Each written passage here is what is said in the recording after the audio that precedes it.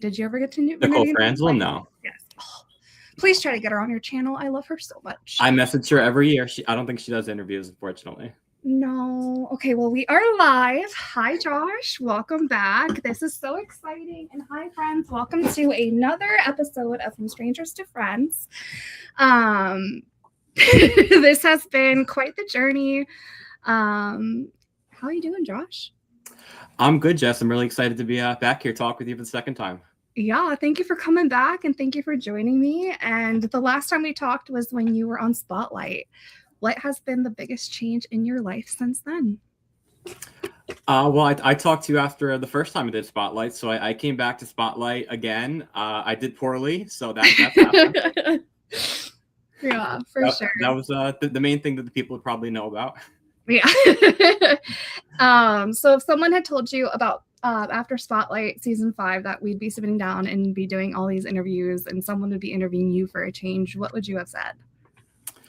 I would welcome it. I'd love to. Usually I'm on your end interviewing people, so I'm happy to be on the other end now. So I'm happy to be here. You are doing so great with all your interviews, and it's so much fun. Thank you. So when you first saw me on Spotlight episode 4, what was your first impression of me, and has that impression changed since getting to know me besides the game? Well, I did tell you that I was so shocked that you were not on that All-Stars cast with me. So I was flabbergasted that you weren't there. I mean, I thought, me coming on your podcast the first time was us making a, pregame alliance for All-Stars, and I was shocked you weren't there. Right? So, I was shocked you weren't there. For sure. Let's see. I'm like, I don't want to ask you all these questions because some of them are a little repetitive. My bad. One of the biggest themes From Strangers to Friends is competition and how they can bring unexpected people together. What do you think makes a connection from the ORG world become a real friendship? Well, I feel like it starts with the common interest that you're into these reality games, that you like playing them and watching. So I think that's a good basis for a friendship. I think both of us have probably made a lot of friendships from Spotlight, and we've gone on to talk about other things, not just reality games, about life. And I've made a lot of friends from this. I'm really happy that I did it. Me too. It's one of those things where it's like I didn't know this world existed until May, and now that I know it exists, I'm like, I don't feel like I could ever get out of it. It's so much fun. Really, and everything you're really in, right? I am currently playing one long-term ORG, and then tomorrow night I'm playing an ORG that's live streamed that we've just been like kind of chatting with each other, and it's just so much fun. It takes me away from the day for a little bit, and I get to meet some really amazing people along the way. And the fact that this community even exists to really kind of get some experience before you would ever make it on a big show like Big Brother or Survivor it blows my mind. It really does. Are you winning any of these, Jess? You're going on some, and you have to be winning some of these, right? So I keep getting my way up more and more each time. So I made it to Final 3 in a Big Brother ORG last weekend. I made it to Tribal Council on one of my Survivor games. I made it to 5th place on Sequester over the weekend, and I made it to top 4 on another one. So I'm getting up there, but I really feel like my wind's coming. Like I just keep getting all this experience in my basket, and each experience that I get, it allows me to play the game differently next time. And so this time, this game that I'm playing is just all my cards are on the table. I'm not holding back. I'm not going to be reserved. I'm going to be myself, and I'm going for that win this time. I feel like I got it in me now. And do you think all these is going to prepare you for your eventual Big Brother or Survivor debut? Oh my gosh, yes, absolutely. I'm like, I feel like it's just, if I would have went in there without any experience in the ORG world, I probably would be like first or second boot because my mind would be spinning. But now that I kind of understand more how the games operate on a different level, I feel like when I get into the Big Brother house or Survivor, or I'm applying for the Circle 2, any game that I get into, I'm going to just have so many tools in my tool belt, and it's just a matter of time that I pull out the right tool to use it when I need to get the W under my belt for the big one. Well, don't sell yourself short. I mean, you made it to the jury in the first game of Spotlight. I mean, that's a good starting. And that was my first experience with anything whatsoever. Like I played Francis's Franchise, which was an LRG, but to be fair, I really had no idea what the heck I was doing. It was just something that was offered to me, and I'm like, let me try. And then from there, that's when Spotlight came into everything for me. And it's just been so much fun. Like, I can't believe it's only been 3 months. I feel like I've been doing this my whole entire life. and see, the difference with you and me, Jess, is you're improving these games. I only got worse. So, well, you've only done one, right? Is Spotlight yeah, only the Spotlight games. I'm saying I did worse in the second one than the first one. So, I think it's because you played so good on the first one that people knew that you were so good and they had to get you out. That's the only reason. Oh yeah. Well, we're on the topic of your games. I want to give a shout out to somebody who messaged me that you've played a game with Sam. Do you know Sam? Sam Nabring that you played a game with? Yes.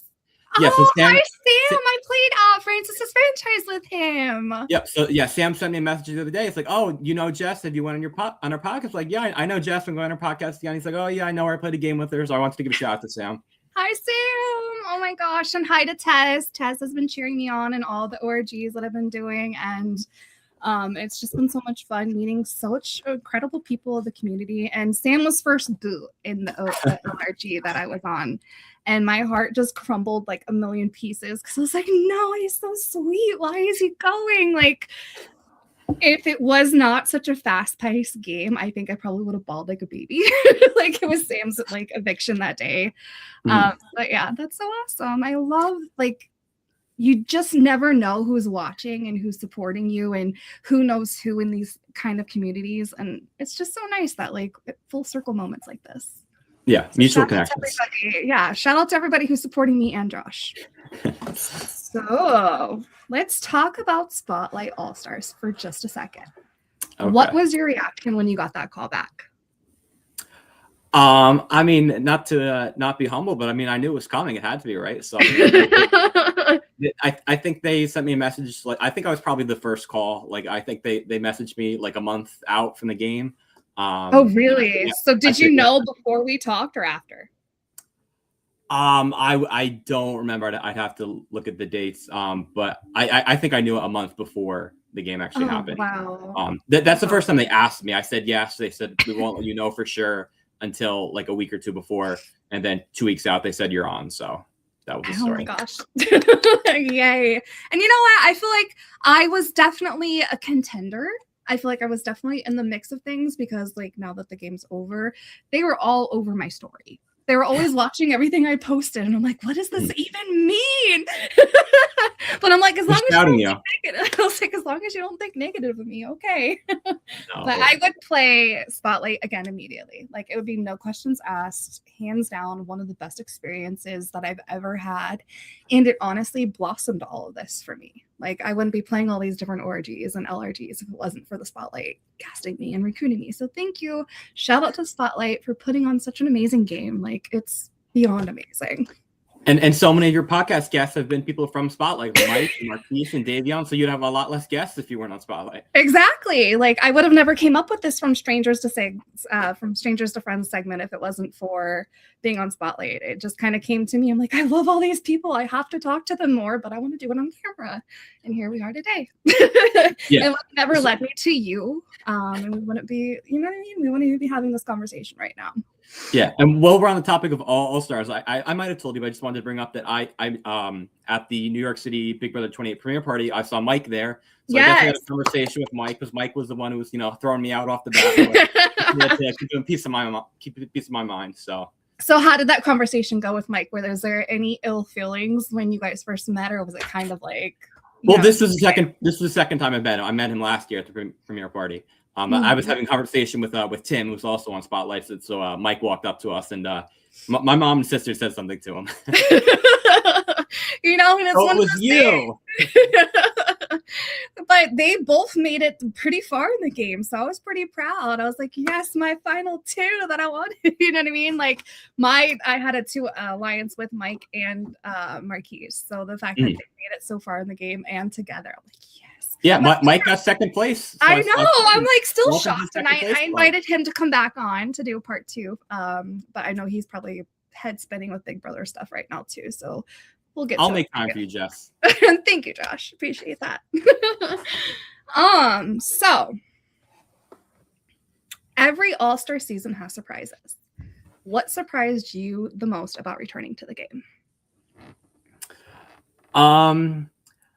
I was initially surprised that they didn't put any winners on the cast. I kind of heard through the grapevine like a week out that there weren't going to be any winners.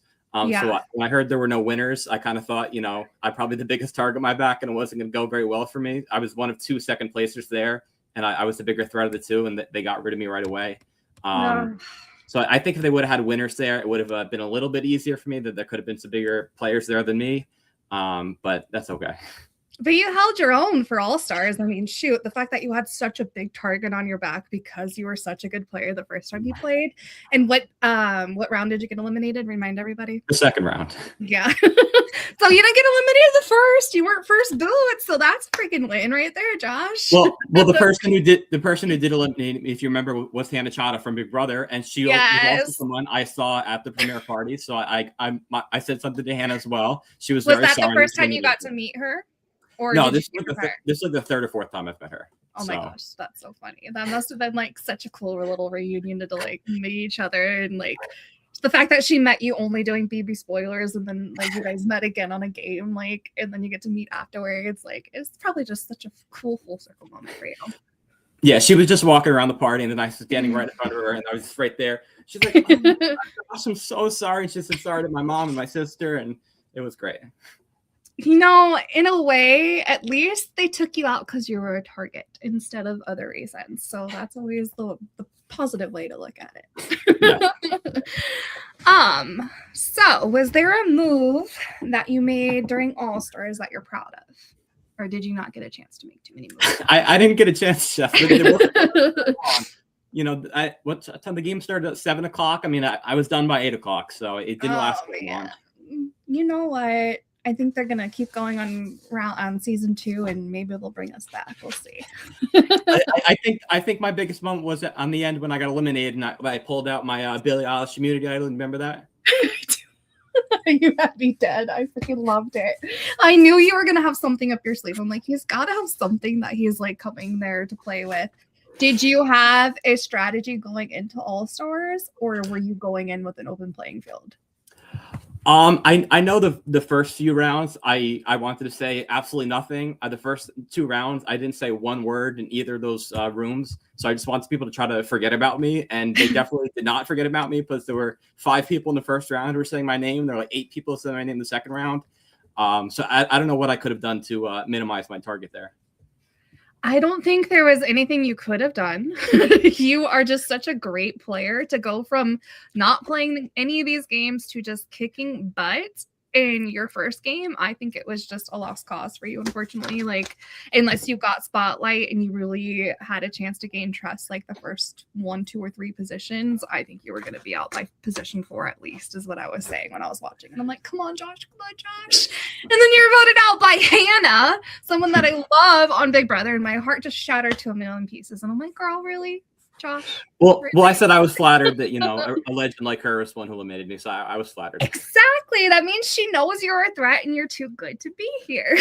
I would take it as a compliment. She didn't even watch my game, so her information was coming from other people. So, oh my goodness gracious! So, who impressed you the most as a player for All-Stars? I have to give it to the winner, Brady, that she played a great game. And yeah, I mean, she was the first member of the jury, just like you on her first game, and then she won the game. So she played a very impressive game. That's awesome. And I think I saw her playing. She's currently playing in an LRG, Realfoot. Yeah, she's pretty active. She does a lot, just like you. She does. Yeah, she's. People are already commenting like, "Oh, are you posting a winner already?" Like, they're all rooting her on in that world, and I'm definitely going to be watching and paying attention because she plays such a great game for sure. Did you know that Brady was actually on a reality show before? Did you know this? No. Which one? Oh, now the name is getting away from me. She was on. It was like some haunted show. Oh my god! Really? How far? It was a terrible show. It was called like Skulls and Bones or something like that. But still, a show's a show. That's freaking dope. Yeah. Well, did she take it far? I think it was like 10 people, 11 people, and she got like 6th place or something like that. That's not bad. But like the show was so bad, I couldn't even get through the second episode. I wanted to watch for Brady, but I'm like, I couldn't get through it. It was so bad. So yeah, well, look at her now. Yeah, look at her now. Exactly. So, looking back at Spotlight and your journey with Spotlight, what was your favorite moment between your first season and All Stars, and why? That's a good question. I think just going through the game with Steve and my closest ally that won the game was in the final two with me. That he had been a subscriber of mine years prior on Instagram, but we hadn't spoken, not for anything bad. We hadn't spoken in a few years, and he actually messaged me like a few days before the game, and he actually told me his whole strategy for the game, and I didn't tell him at the time I was on the game because I was ready. So, I was able to reconnect with Steven hours before the game, and then we popped up on the screen together and we ran the whole game together. So I think that was great that I was able to reconnect with Steven and we ran the game together, and now we chat, every day basically. So That is amazing. Like, I didn't know that happened whatsoever. I love that so much. And that just like goes to show you that everything is meant to be and everything happens for a reason. And that's awesome. yeah, the game was on a Sunday. I think he had subscribed to me again on like a Tuesday, messaged me on that Tuesday before. And then the Sunday, the day of, he was like telling me his whole strategy. He's like, hey, I'm going to the Spotlight game today. Have you heard of it? Like, oh yeah, I've heard of it. Yeah. And then he started divulging his whole strategy to me. I'm just taking notes and everything he's saying.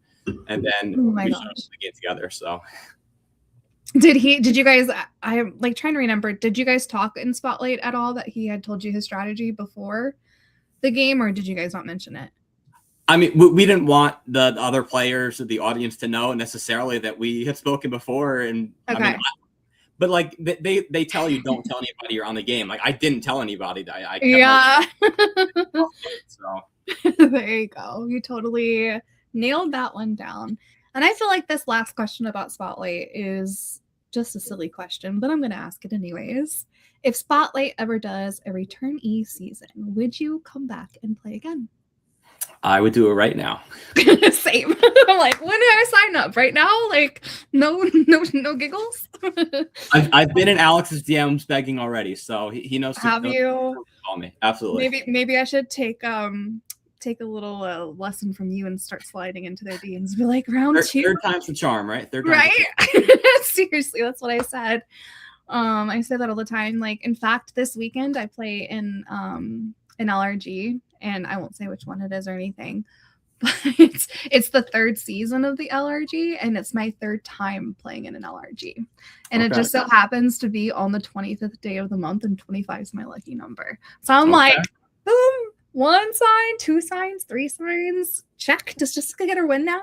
This is gonna be it. It's gonna be it. Either I'm gonna win my season tomorrow of the ORG that I'm playing on. I don't know if you're busy, but it's Inferno. Not Inferno. What is it called? Oh my gosh. I will DM it to you. I posted it earlier, but it's I'll be watching. It's so spicy. Oh my gosh, just the pregame right now, Josh. It is so spicy and so messy. Tomorrow is going to be so much fun. I can't wait to play because you get to see this girl not hold back for once. It's spicy because you're on there. Oh gosh, I totally. Did you pay attention to any of my confessionals yet? No, I haven't seen them yet. Oh my gosh. Okay, so we are at. It's kind of like a survivor-based game, right? So they do different types of games. Have you ever heard of the Give Your Coins Away game? I have not, no. Okay, so we're assigned 10 coins. They gave us 24 hours to chat with our castmates and get to know each other, and we had to give our coins away. So when you give your coins away, whoever gets the most coins wins that round and then gets to send home the bottom 2, or 2 people from the bottom 3 of whoever got the least coins. And they're sending in our group chats ways to earn more coins, or you might get your coins stolen away. Like you have to claim these little Pandora boxes, and if you are the first one to claim it, you get whatever inside, right? So the very first time I get a box, it's still a coin box. So I had to steal 2 coins from someone. And I'm like, oh my God, who the hell am I supposed to steal from? Because I don't really know too many people yet, and low-key there are a lot of people that I know that are playing the game, so I'm like, I'm not going to steal from people I know. I'm going to steal from someone I don't know that I haven't heard from. So I stole from this man named Antonio, right? And thing number 1 that's happened, stole 2 coins from him. He goes in our public chat and calls me out first thing I've ever heard from him. Jessica, you stole my coins, and just calling me out. Da, da, da, da. And I'm like, whatever. Sorry, not sorry. I feel really guilty. Like, my bad, bro. And then I was taking a shower, got out of the shower, was getting ready for the day, and I just had the chat open while I was getting ready, waiting for them to start popping in some boxes. I got 2 back to back. One was plus coins, and the other one steal coins again. Ooh. So what do you think I did? Hold him again. I stole 2 more coins from him because he never messaged me. And I even said in my confessional that everybody gets to see, like, I'm stealing from someone who's not even trying, and he didn't even try to message me or nothing. So I just stole 2 coins from him again. And he gets so pissed off. He comes in our chat and he's like, Jessica, to the front. And I'm like, I'm front and center. I've been here all along. Like, present, hi, what's up?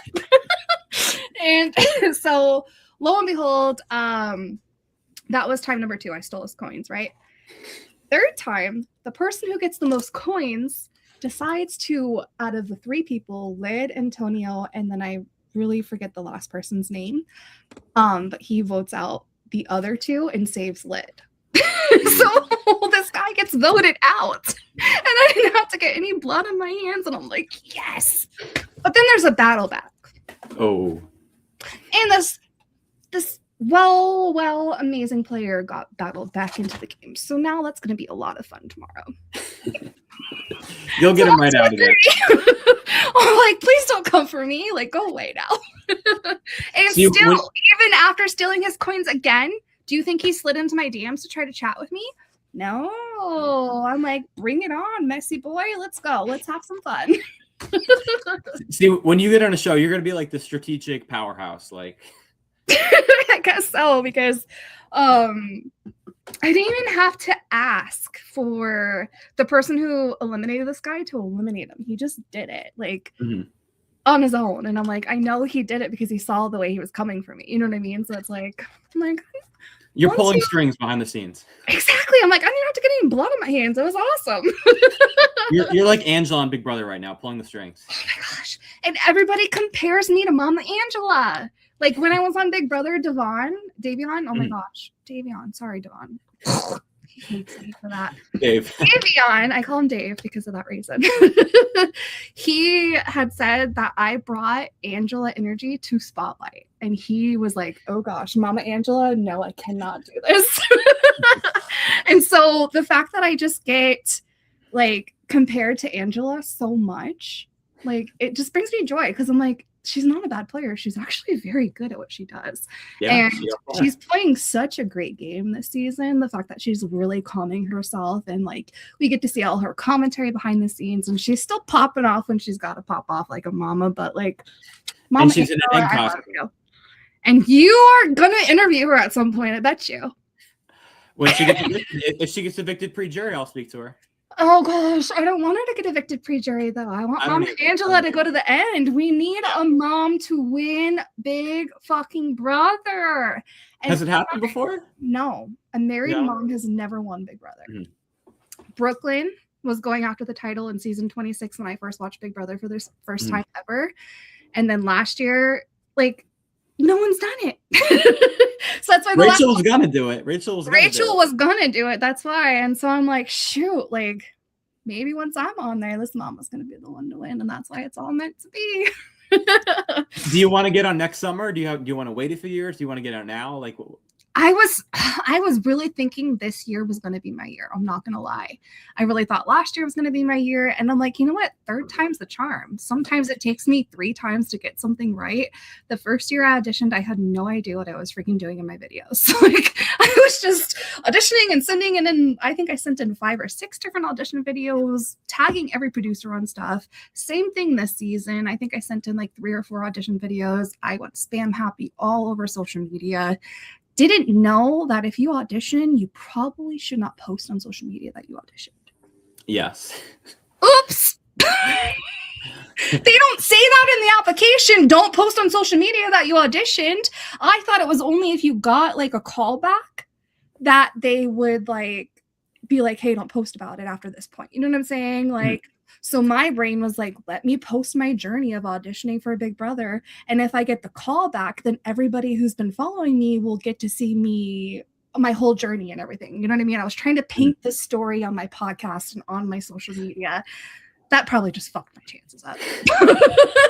So next year, it's going to be so freaking silent when I audition. I'm not telling a soul. I'm submitting one great video and only one. I'm not tagging anybody on social media. I'm playing different cards, and maybe third time will be a charm. I want next year to be my year so bad. So bad. Well, I think it was probably for the better that you didn't get on this season, but now you've been playing all these online games and in-person games. Because now I have experience. Yeah, exactly. And like I have a story to tell, and I have I'm not going into the house without supporters. You know what I mean? Like I have my family and friends who have loved me, but now I have this whole community of ORG people that like the amount of followers I'm getting and the amount of people who just keep popping into my DMs like, hey, I love you. You're so entertaining to watch. Yeah. I'm like, this is what I've been wanting my whole life, but I've never wanted to do it because I never felt comfortable.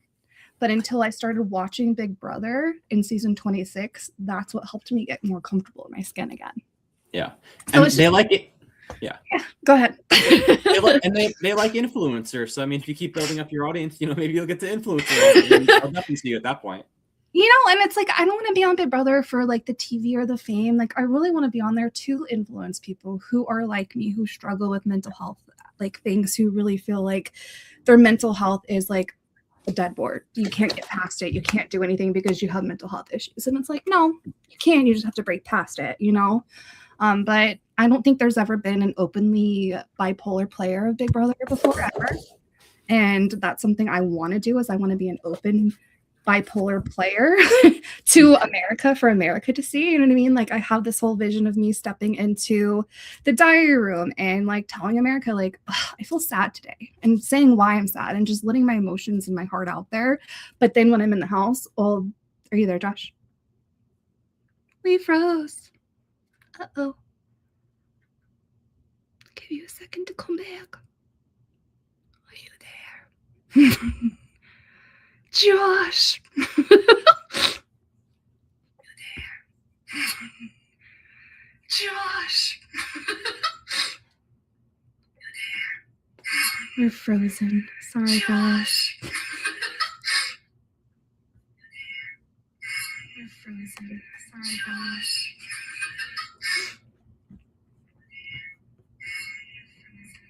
Let's see. I'll be back, guys. Sorry, momentarily waiting for Josh to come back. He must have gotten popped out on his internet. Waiting for Josh to come back. I was looking at the YouTube stream to see what you guys can see. Maybe I need to step into another room. Is my internet bad? No, it had to have been him. He got kicked out, not me. Josh! Where are you, Josh? Come back, Josh. Roping you in. Is it working yet?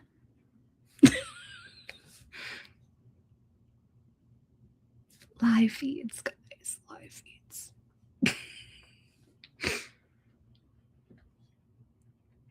I don't want to stop the stream because he's going to pop back in here eventually. Real stories. Real talk. Real life.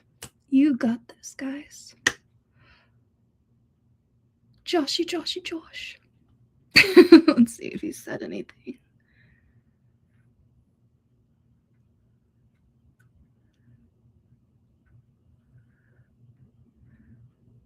He said his computer shut off. It's okay.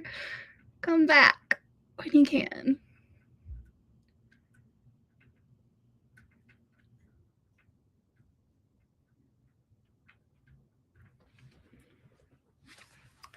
Okay, so he said, oh my God, hold on. I don't know what happened. My computer shut off. So he's coming back. Just give him a second. There we go. Add to stage. Guess who's back? Back again. Josh is there back. We go. Tell your friends. Josh is I'm back. here. Josh is back. Josh is back. Okay, sorry. I was like, I wasn't sure if it was my internet or your internet, so I was so nervous for a second. Computer just shut off. I don't know what happened. It happens to the best of us. It's okay.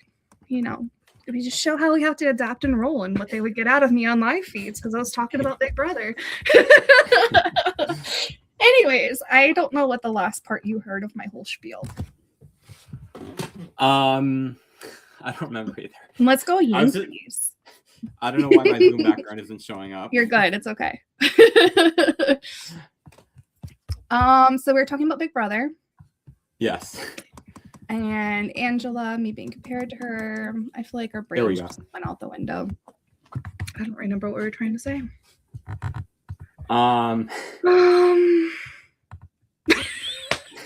Sorry. This is my fault.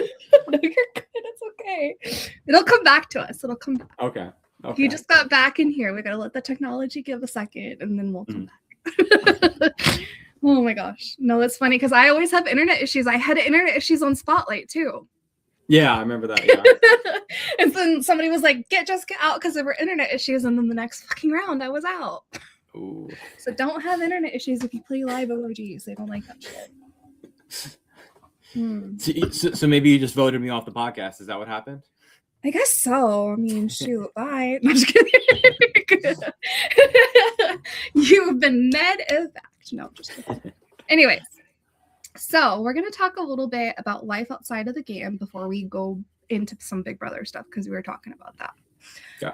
Congratulations on your new job. I'm so excited for you. I know last time we were talking, you were so hopeful that you'd be getting a job of your dreams, and here we are. Tell everybody what you're doing now and how this opportunity came about. Yeah, so I'm writing articles for a website called Roundtable Sports. I'm the Brooklyn Nets beat writer, so I'm writing 2 articles a day on the Brooklyn Nets, which is my favorite team, so that's perfect for me. How I got it, a month or 2 ago, I just said, like, I need to get a job, I need to get something, so I just friended everybody and anybody, in sports on LinkedIn, and I made a connection with this guy who he messaged me and said, do you happen to be a Nets fan? I'm like, me, a Nets fan? I'm the biggest Nets fan out there.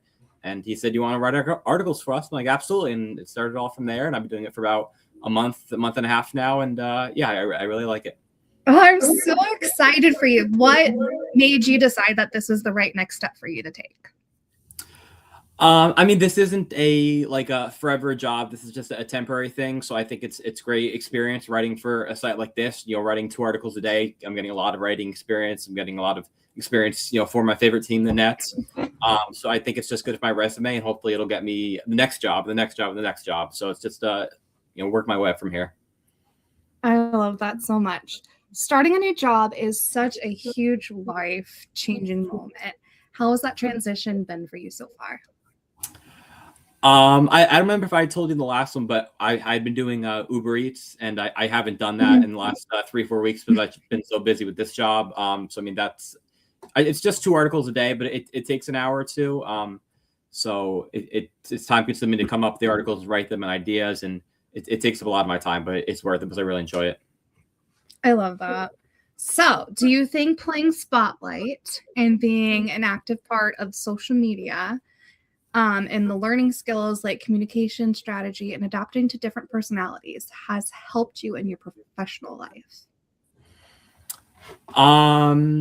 No, I don't know if there's any correlation there. You were talking about the online game, you said? Yeah, like anything that you learned from Spotlight with talking to people and adapting in that moment. Is there anything that you've taken from there that's helped you in your professional life? I say no because I feel like in Spotlight I was just lying to people, and I don't do that in my real life. That's so true. I love that. You're like, I'm not a liar in my real life. Are you in the Discord for Spotlight or no? No, I don't think I am. So I was messaging in the Discord earlier, and I was saying to people, what was I saying? I said to them, did you watch Rome on his Survivor season? The Rome that was on Spotlight All Stars. Yeah. So on his Survivor season, when he got eliminated, he leaked the whole boot list in his exit interview. So I just sent a message in the Discord, said, I hope when this Rome gets eliminated, he doesn't leak the rest of the boot order. And then somebody said to me, oh, at least he's not lying about his birthday. I'm like, well, thank you to the people who did say happy birthday to me on Sunday. And then Kat, who was on Spotlight All Stars, she was like, "Oh, was it really your birthday?" And I'm like, "Yes, it was, guys. I wasn't lying. It was my birthday." I'm like, nobody's gonna believe me when I say things now, but it's just in a game. I'm gonna lie. Yeah, and that's what like the best part is like your mom always teaches you how to lie or not to lie, right? But Yeah. your parents also teach you how to lie a little bit because you can't tell your parents everything. So my mom always taught me like don't tell the truth unless you gotta tell the whole truth. So it's kind of fun that these games you get to lie and it's expected and no one holds it against you. You know what I mean? So it's like, I don't hold it against you. You did what the heck you had to do to win, get your way up to the top, and you did it and you made history. So I'm so proud of you. That was so much fun to watch. Looking ahead, what is one personal or professional goal you're working towards right now? A full-time job. I'm just still, applying for lots of jobs, and hopefully something comes up at some point. I said that in the last podcast, but I mean, I have something now, but it's not a big thing, actual thing. So I want to, continue working my way up and get something real. I don't blame you. I feel you on that. I don't know how people, like, no offense to anybody who is unemployed. Like, I feel for people because I've been unemployed since October, and I had a full-time job where I worked like 8 to 5 every day, Monday through Friday, and it was the best job I've ever had in my life. And it was on a contract where I had to work 4 months, and they had the opportunity to hire me on after the 4 months or let me go. Well, I worked for the solar panel company, and the solar world took a dump last year. So the company that I worked for laid me off because they ended up going under a couple months later. So I lost one of the best jobs I've ever had in my entire life. And now I'm just so ready to get back to like a normal, like 9 to 5. Like I love podcasting. I love all this stuff, but it doesn't pay the bills. It doesn't give me money to go and chase my dreams. You know what I mean? Like I need something a little bit more regular to do this more as like a hobby than just like something I need to do because I need to do. Yeah. Well, you bring up, chasing your dreams. I don't remember if I told you this on the last podcast, but something that I want to do is I want to see all 30 MLB stadiums and all 30 NBA arenas. So I'm actually going to be in LA next month for a couple of days. I'm going to go see a Dodgers game, and I'm going to go see an Angels game. So that'll be Shut fun. up. We have to see each other. Are you near the LA area? Dude, I live an hour and a half from LA. Nice. Yeah. I don't go to LA enough because like there's nothing in LA unless I want to go and spend the day down there doing all these touristy cute things. But like I don't go to LA because when I go to LA, it just reminds me of everything I want. You know what I mean? Like the LA life that you want to be on your LA. Like it just reminds me of all that stuff. So like when I go there, I always get FOMO. I'm like, what am I missing out of when I'm down here? What's going on around here? You know what I mean? But this would be so much fun, Josh. You know what we should do? What? When you come down here, we should get together. We should have some lunch and record your third part in person. Okay. Then we should go to outside of the Big Brother house and take a fucking picture together. I did already look up when I go to Dodgers. Like I did already look it up because I saw the Dodgers stadium is about 20 minutes from the Big Brother house. I already did look it up. So because Vinny said he used to deliver packages all the way, so clearly you can go like outside the gate. So we should totally go there just to take a picture together outside of it. Yeah. Like, let's plan something. That would be so much fun. Like everything happens for a reason. The fact that you're coming to LA, like no way, we have to meet up. Even if we don't film part 3, we just hang out. Like cool, we can do it over Zoom. It's much more fun that way, anyways. Yeah, and I already talked to Awesome. Lisa. Yeah, I already talked to Lisa, who was on the Spotlight All Stars, so I already talked to her, but she's in LA, so I already connected with her and told her I'll be there. So, oh my gosh, that's so exciting! What days exactly are you coming? Do you not know yet? Yes, it's August 31st, and then I'm leaving September 2nd, so just 3 days. The 31st is my birthday. Oh, happy early birthday! That's exciting! Wow, it's a weekend, right? No, it's Monday, Tuesday, Wednesday. I'll be there. Okay, well, let me know what day you want to get together, and I'm coming to you. Okay, I will drive my happy butt down to LA. We're going to spend the day together. I'll take you to do the best things that I know that are cheap because I don't have a huge bankroll. So I'll take you to do the cheap, free things in LA together. Okay. If you're down. Yeah. Not trying to trump on your trip at all, but like I want to meet you and have some fun together. It'd be so much fun. So let's dive into Big Brother. Are you ready for this? Because I'm so ready. I have been waiting since I met you and slid into your DMs that one day all about Big Brother this year where I told you there's going to be returners. Remember that DM I sent you? I Yes, yes. screenshotted the casting application. I'm like, I think there's going to be 4. And you're like, no. I don't remember exactly, but you had posted something on your social media asking your viewers what they thought if there was going to be returners this season. Mhm. And I've been watching you for a little bit, ever since I've been a fan of Big Brother, but I'm one of those silent watchers where, like, now that I'm more comfortable on social media, like, I'll comment stuff all day long. But for a while, I was very quiet because I didn't know how to handle it. But now that I do, it's much different. So I commented to you and I said, I think it's going to be a returning season of 4 because they posted that you're going to be living with a dozen other strangers, whereas before it would say 16. So something about the application was a little bit off this year, and I sensed it from watching, not from watching, but just from applying. I'm like, something seems different this year. Why does it not seem like it's going to be 16 new people? Yeah. And lo and behold, we have 1 returning and two Survivor legends on this season of Big Brother. My mind is completely blown. Your mind must be blown. How are you feeling about that alone? Well, first about you calling it. Do you want to be the Big Brother spoiler page? Do you want to take over me because you knew before me? So no, I can't handle that, Josh. you have interest. I called 4. I called 4. There's only 3. So there's only 3. I called 4. I was close. Well, I mean, to be fair to Jason, I mean, he's a reality legend in his own right. So that's true. Very true. So 4 because he did. That's that. Honestly, because he is a reality star. So I did call it. Hey. So I'm so excited to know your thoughts on this. Yeah. Angela, I mean, it wasn't surprising that she was going to be back. I mean, it was only a matter of time before she was going to come back. I would have liked to see her with other Big Brother returning players. I think it's kind of weird to have 1 Big Brother and then 2 survivors. I think it's kind of weird. Yeah. But I mean, I'll take Angela whenever I can get her. So I think she's great. I love her. First. Yeah. I love her so much. What do you think of Dee and Devin so far? How do you think they're playing the Big Brother game compared to Survivor?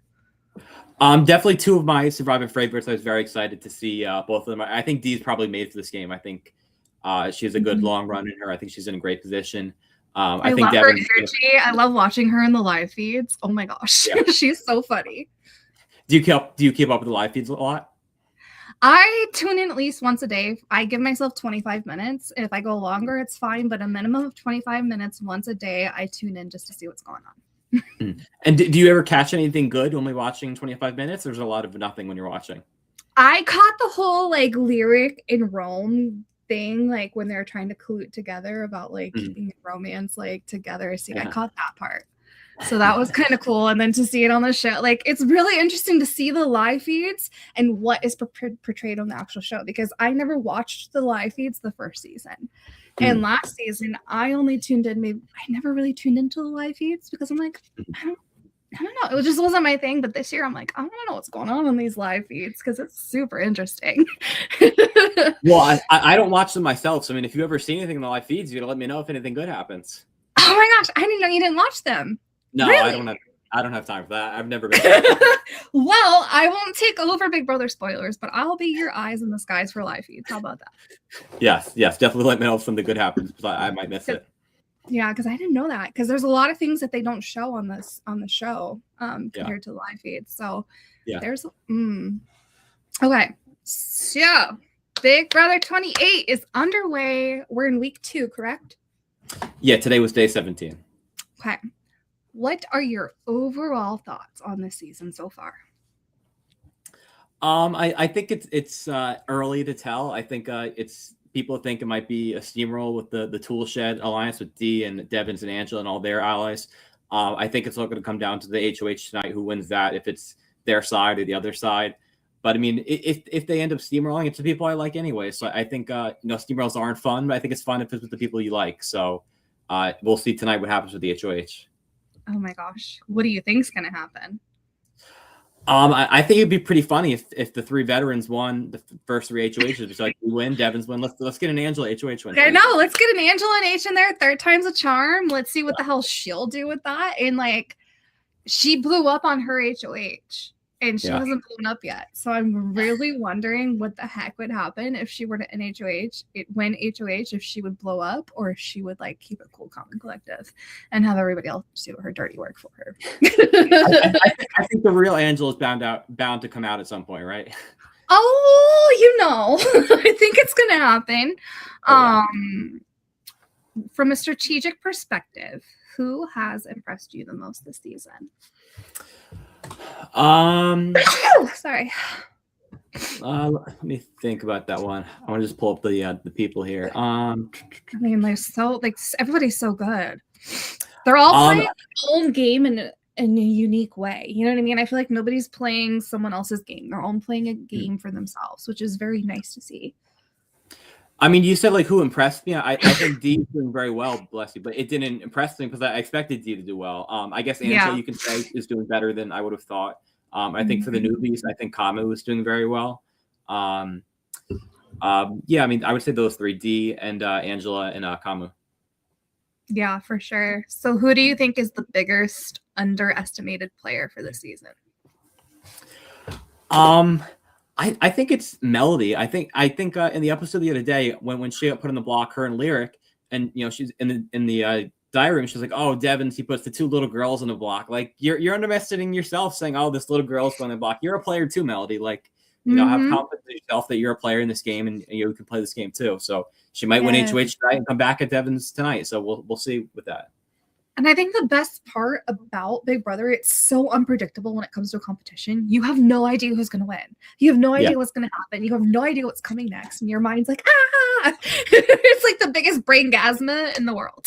You could be on the bottom tonight and you could be in the power tomorrow. So the game, changes like that. You just never know. Your game is not over until it's over. Anybody who goes into that Big Brother house, keep playing until you're out the door talking to Miss Julie Chen.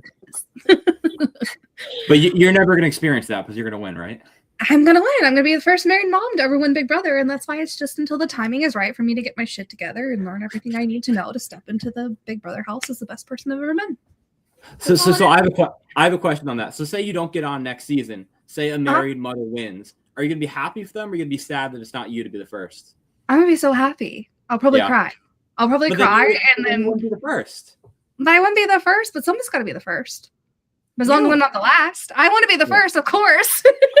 But regardless of who gets that title and who makes that history, like everything happens for a reason. So it was meant to be with whoever wins that. But I really, like in my gut, my soul, like if it's not Angela this season, I want it to be me next season. Because everybody and everything inside of me tells me like I got Angela energy and her coming back for the third season of Big Brother being in my life. And I have OCD and everything happens in threes. My tracker restarts next year for Big Brother coming into my life. 26 was the very first time I ever watched Big Brother. 27 was the first time I ever applied. 28, applied again, didn't get a call back. So now my threes starts over. Yeah. So am I going to get that call back for 29, 30, 31? Or what is it going to be? What is it going to be? I don't know, but I'm not giving up. I'm not giving up until it happens. I'm not even joking you. This is my open casting call number. Oh, you can't get. Hang on. Bring it closer. Yeah, I wasn't that in your spotlight thing? I remember that. Yeah. It was, yes, because I went to the Dallas open casting call last April, and I ended up getting the number 125. I had to fight a little bit for it, but you have to fight for what you want, right? So when I went to go walk into the room to get my number, they tried to give me number 122. And I was like, where's number 125? Can I have 25 instead? And so me fighting for it, they gave me number 125, and 25 is my lucky number. And I remember specifically being so oblivious to this whole audition process. I now know a lot more casting producers than I've known before. I know of them. I know who they are. I have an idea of how the casting process works. Last year when I tried out, I was so fucking clueless. I was so ditzy. I was like having the biggest blah moments of my life. When I walked into this casting room last year, I thought it was just a random CBS like person interviewing me. No, it was Miss Penny Lane. Yeah. I didn't know that. And then Chris from the casting team was also in the room. He snuck into the room after I was already in there. And I know that because someone in line behind me told me that he snuck into the room. So I'm like, they have their eyes on me. They know who I am. Like, why would there be two producers in the room while I'm being interviewed if it wasn't meant to be? You know what I'm saying? And she literally, I will never forget her words after our interview. I went off on her like, have you ever been to a concert or like met a celebrity or met someone that you just said so many things that you forget what you said and nothing could stop you? Like, have you ever had that moment? Like, yes, I word vomited all over this lady so much that I still to this day cannot retrace my conversation and remember everything I said to her and the order I said it to her in. It was just so much that came out of me. I remember what I said, but I don't know how I said it. But what ended up happening was at the end of that conversation, the very, very first part was me jumping with my number. So I had my number in my hand and I jumped as high as I could onto the camera. And I was like, my name's Jessica and I'm here and I'm so ready to be seen. Because at that point, I had submitted maybe about 3 or 4 audition videos and never even got a call back. I just felt like I wasn't being seen. So I'm like, it just flowed out of me. I didn't have it planned. I didn't know what the hell I was going to say. I just fucking word vomited all over her. And at the end of the interview, she says, Jessica, I see you. Your resilience and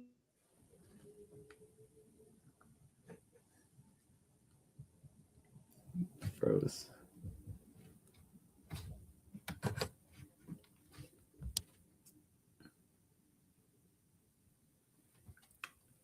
Frozen for me. I don't know if it's me or her. Looks like it's her.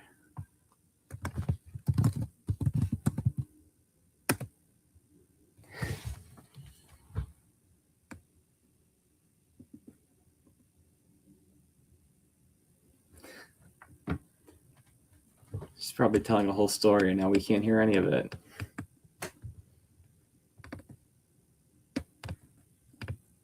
Oh, she's gone. Welcome to Big Brother Spoilers Live.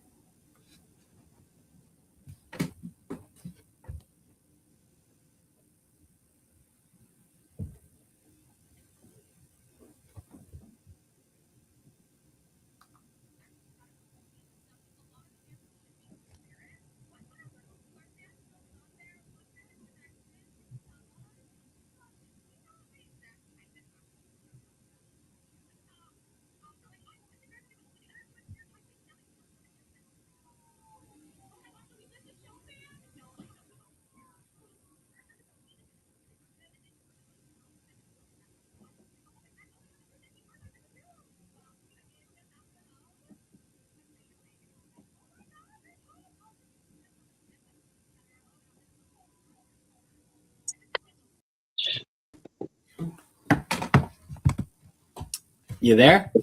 I'm here. We did it. I had to go back on my phone. My computer completely crapped out on me. I don't know why. But that's okay. We don't need computers. Happened to both of us. Anyways. Every time I really get on a tangent about Big Brother, the internet freezes on me. I feel like they don't want me to say too much because it's meant to be that I'm going to be on Big Brother one of these years.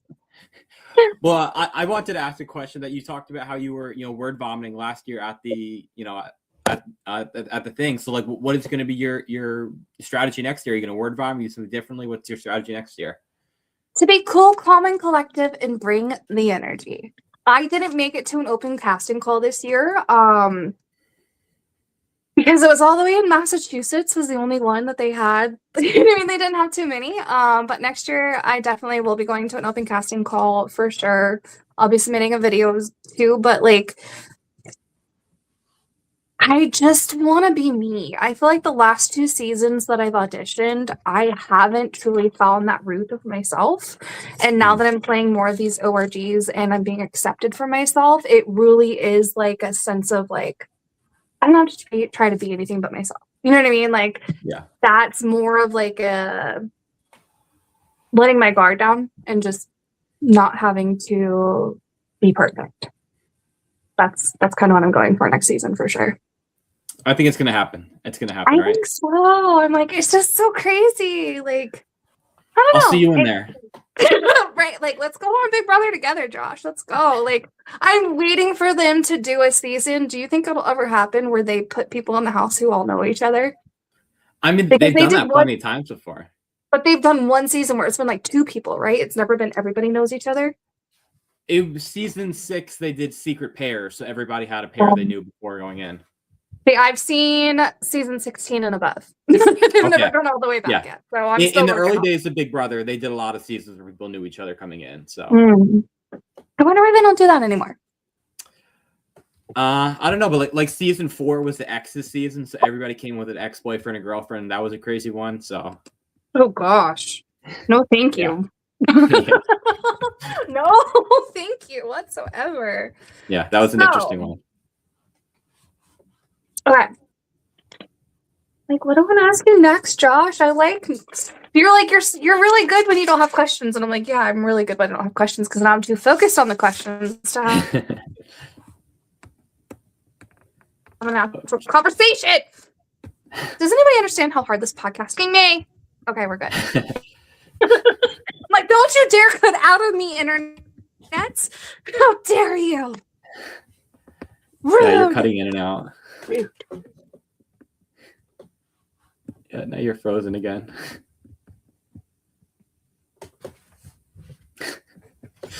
Oh gosh. Is that better? Oh, there you go. Yep, I see you now. Yeah. Okay, we're better now. Stupid internet. These technology issues are just ridiculous. They don't have these issues in the Big Brother house. Maybe I shouldn't come to California if the internet is like this. Hey, you know what? That's why you should come, because we get to have fun without the internet. True.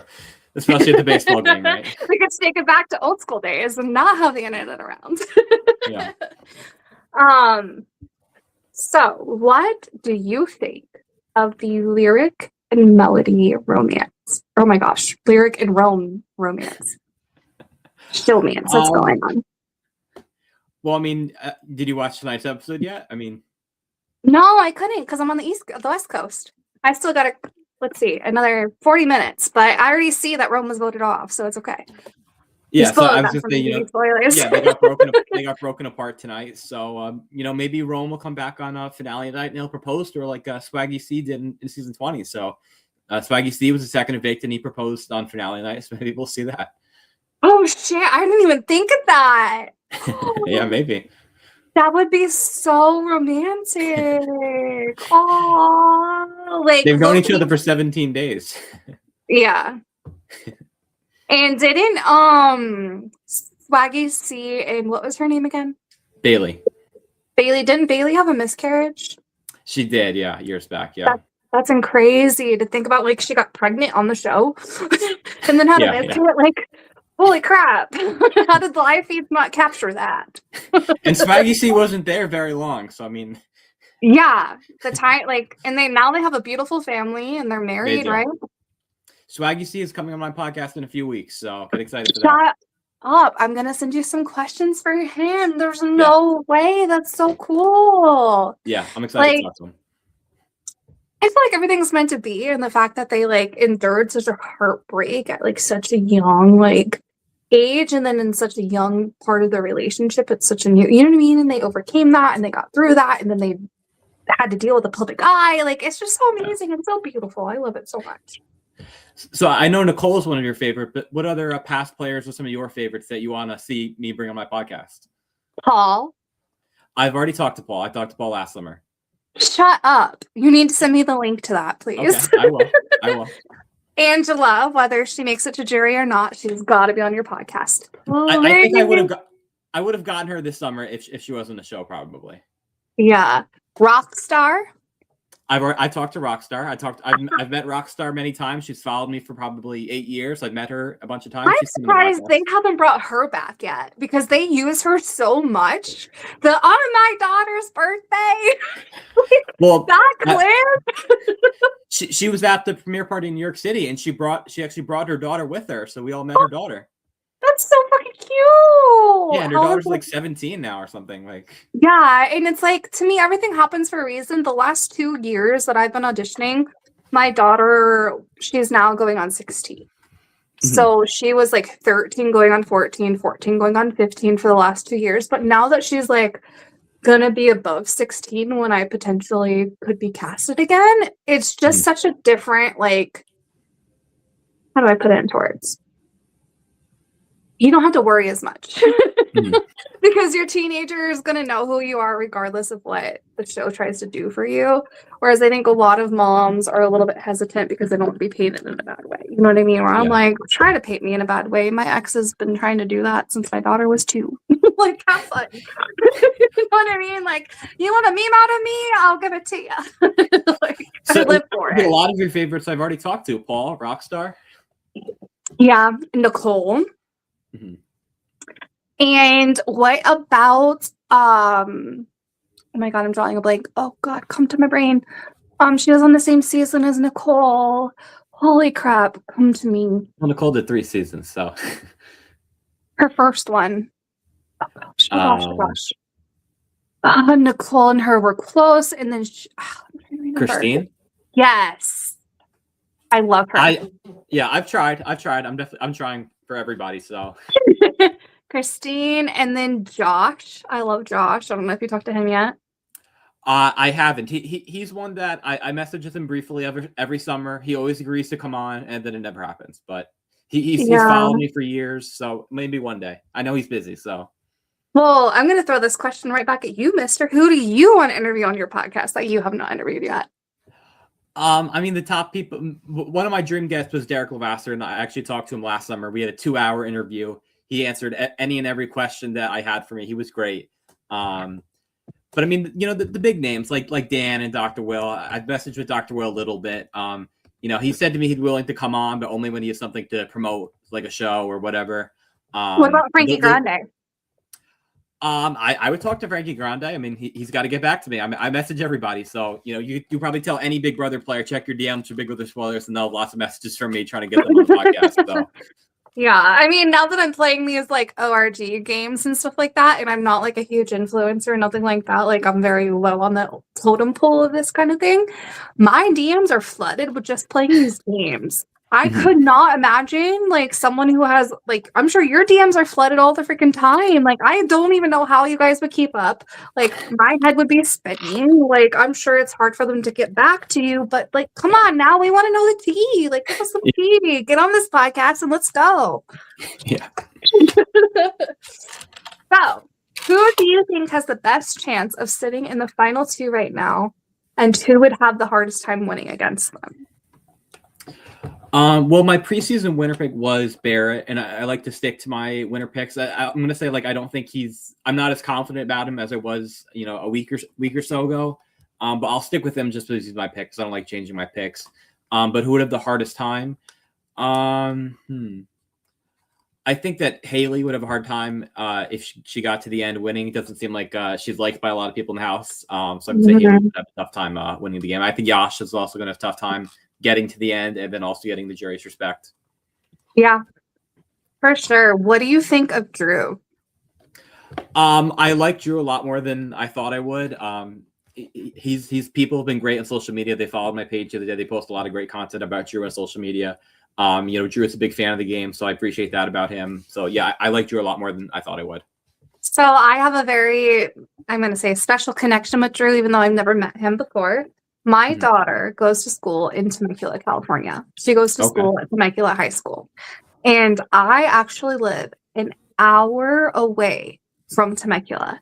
So since my daughter was in middle school, I have spent the last 3 days a week. I drive 1 hour one way just to get her to school. Then I spend my day sitting around, going to the library, doing whatever I got to do while she's in school, working if I can work until she's out of school. And then we drive an hour home. The amount of times I have visioned the CBS casting team giving me my key at the Temecula Public Library, like I've literally thought of every single way of like incorporating Temecula into my like intro video.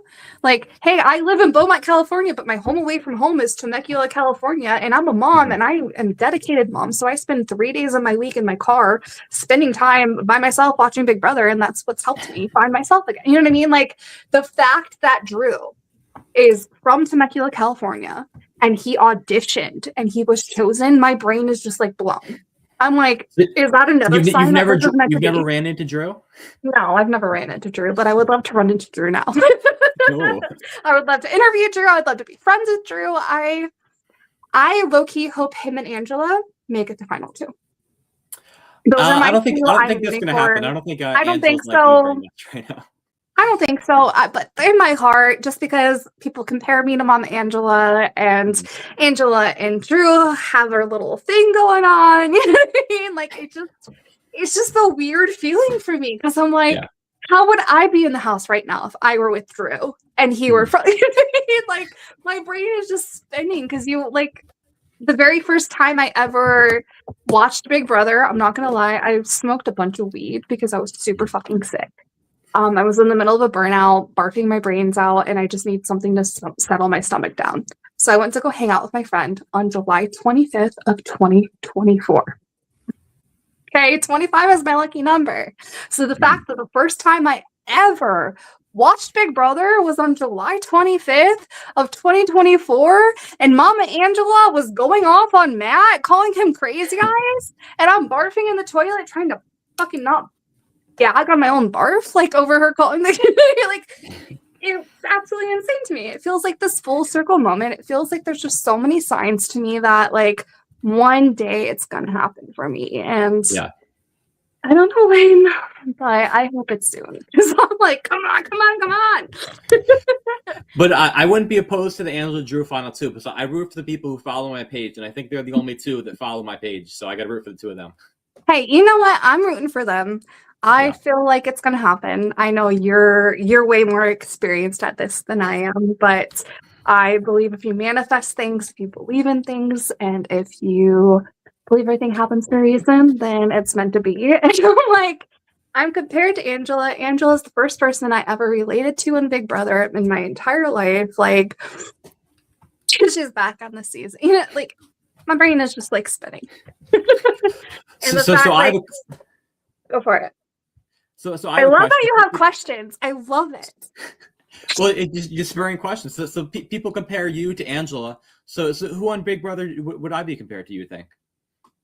Oh. It doesn't have to be this season. Could be any season. Corey Wartenberg. Okay, yeah, I can see that. The one that's dating America? Yep. I can see that. Yeah. Definitely. Because one day you're going to get yourself in America. Yeah. Or whoever else you go for. Sorry, we've never had that discussion. I don't know which way you go, Josh. My bad. It's okay. Do you like women or men? Do we need to talk about it? Is that awkward? Women. Okay, thank you. Like, I don't want to assume anything ever. So we need to find you in America and put us in the house together, and I will like totally help you find a showmance, and I will not vote you out, and you'll be my final two, and we'll be like the first final two that makes it to freaking like. You know what I'm saying? Like, I help you find your like love in the house and connect you and be a little Cupid for you, and then like they make it to final two together. I'm there for the win. I want the 750K. But don't you want the love of your life as well with 750K? But I mean, I can't get 750K in 90 days outside of the house. So that's true. But can you find yourself the love of your life in less than 90 days outside of the house? But there's also a lot more options outside the house, and the house is only 8 of them. So that's true. That's true. But I feel like I've thought about this. I've thought about it. But I feel like they almost do it on purpose. Like they almost like find people to pair up. You know what I'm saying? And I'm sure Corey didn't go in thinking he'd get into a showman's relationships years after the show. So, you know. No, and they're so freaking cute together. Yeah, so they are. Cute. Like my heart melts every time I see them. I'm just like, yay. Who do you compare yourself to most as a Big Brother player? I think I'm probably in the, like you said, Corey, Drew. I think that kind of archetype is where I would be cast in. Yeah, I could see you as a Drew player a little bit because I could totally see you being in the middle playing how he's playing right now, for sure. And you're younger like Drew and you have the vibes like Drew. Like, yeah, I could see you as a Drew. And I don't want to divulge my whole strategy here from the season if I'm on the show next season. You know what? We have a whole year, so you have a whole bunch of time to come up with a new strategy. And I won't have to lie about my birthday because my birthday will be when I'm in the house. So I know, and then I won't have to lie about my birthday because my birthday will be in the house together, and the same too, and we can have birthday celebrations together. When's your birthday? August 31st. Oh yeah, you told me that. Yeah. So yours will be first, then mine will be second, and we can just celebrate each other's birthdays together. Yeah, and you'll definitely still be there on August 31st. What, that'll be day like 50 or something. So I'm gonna be there till the end. I'm gonna be on final two absolutely. seats. You know it. Yeah.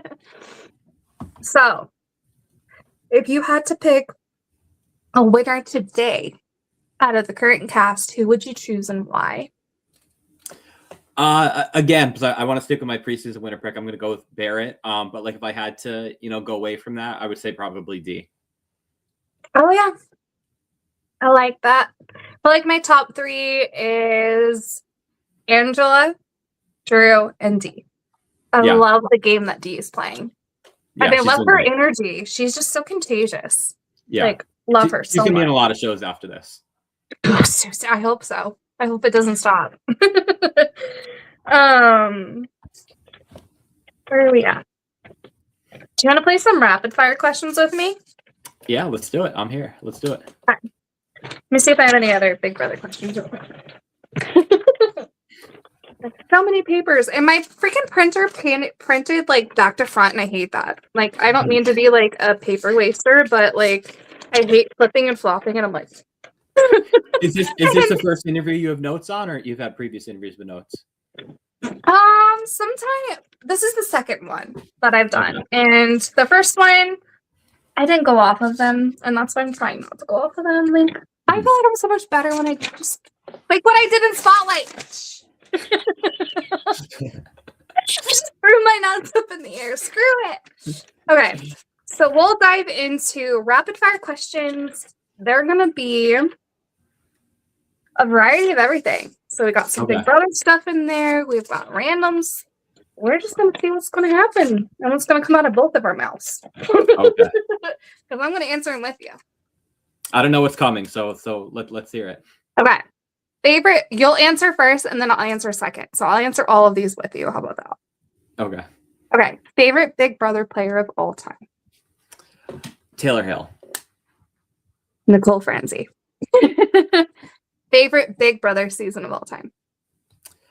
All Stars, season 7. I like 25. Okay. Favorite Spotlight player you ever competed with? You obviously, right? We didn't compete together though. Oh, that I played with. Oh, okay. That makes it harder. No. Right? Favorite Spotlight player you ever met is me. I mean, I have to pick Steven. Steven's my guy. I have to go with Mike. Mike, I Okay. feel like we were locked and loaded and we had the same energy, and the fact that he made it to final 2 on the All-Star season. Definitely Mike. I feel like he was amazing. I don't like that you like the guy who was gunning for you in All Stars. I don't like that. I'm sorry. I'm very, very sorry, Josh. It's just a game, though. I hope you understand that. He was coming after you because he knew you were good, though. Keep that in mind. You should have told him beforehand that I was good for him. I should have, but I didn't want to spoil anybody's games, and I thought I was going to be in the game. So did I. I didn't think Mike was going to be there at all. I know. I'm actually I'm glad he played because he's an older player. I think he's actually the oldest on the cast out of all of the Spotlight seasons. So I'm really glad that they chose him to come back. I feel like it was very deserved. But I'm sure they had the hardest time choosing. Yeah, and they picked 17 people because they couldn't narrow it down to 13. So right. Okay. A player from any reality show you would love to compete against. Dr. Will, because I want to see if I can beat the best ever. And I'm gonna go with Derek because I want to see if I can beat the best too. Yeah. What is your biggest Big Brother pet peeve?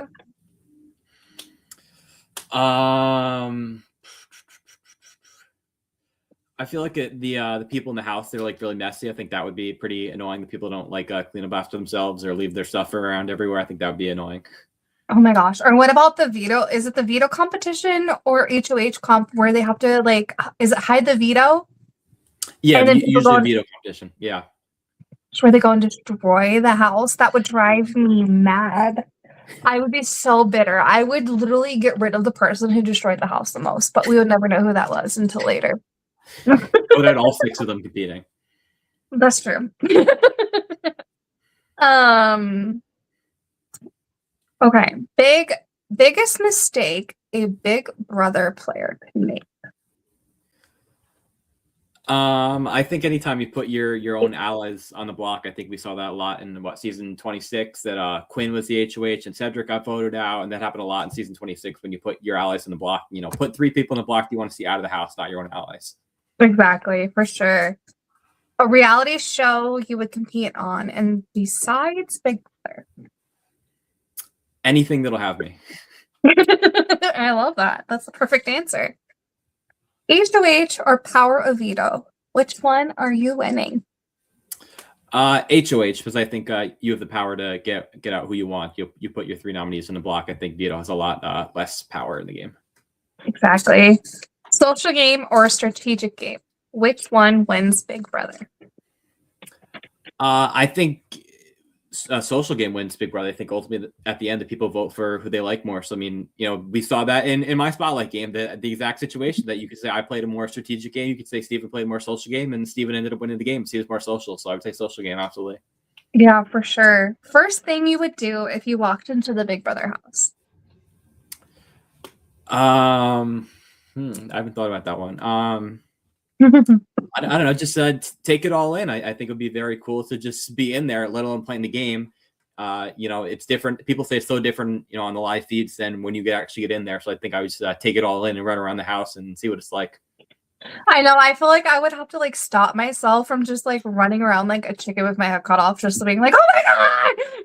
Yeah. I would just be going crazy. One thing people would be surprised to learn about you.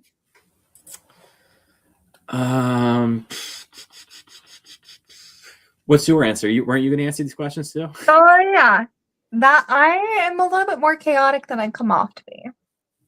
More chaotic. Yeah, I am not. I should post my chaotic videos just for the hell of it. The fact that I'm a mom and I've already had people coming after me a little bit of is she a fit mom? I have to be a little bit more reserved until my daughter's 18. But I'm also learning that because she's 16, she has a say in where she wants to go, and I'm not a bad mom. So that's why I'm slowly coming into my more chaotic tendencies. I think you should become a YouTuber and you should do vlogs and stuff. You should be a YouTuber. I should. I need to be. At this point, someone just needs to sponsor me and just follow me around with a freaking GoPro on my head all the time and just put it all on the internet for the world to see. And you could I do think that. You could do that in LA. I can. Do you want to sponsor me, Josh? No, I'm just kidding. Do you want to follow me around for the day? Yeah, I totally could. Like the fact that there's so many opportunities in California that people just don't understand that are there, and I'm one of them.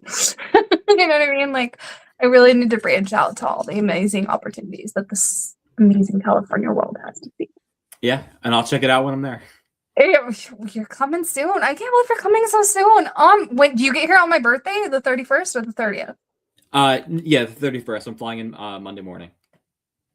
Monday morning. Okay. And then what is your plan Monday morning? Well, my flight leaves Monday morning, so I don't get until the afternoon, and then I'm going to one baseball game Monday night, and then I'm all day Tuesday, going to another baseball game Tuesday night, and then I'll be free all day Wednesday, and then my flight out is Wednesday night. So I have 2 full days, Tuesday, Wednesday open. Okay. Well, we're definitely getting together Wednesday then, for sure. Okay. We'll plan something. Locked and loaded, it's happening. Okay. So I'm interested to see what this will be. One word to describe your friendship with me, Jessica. I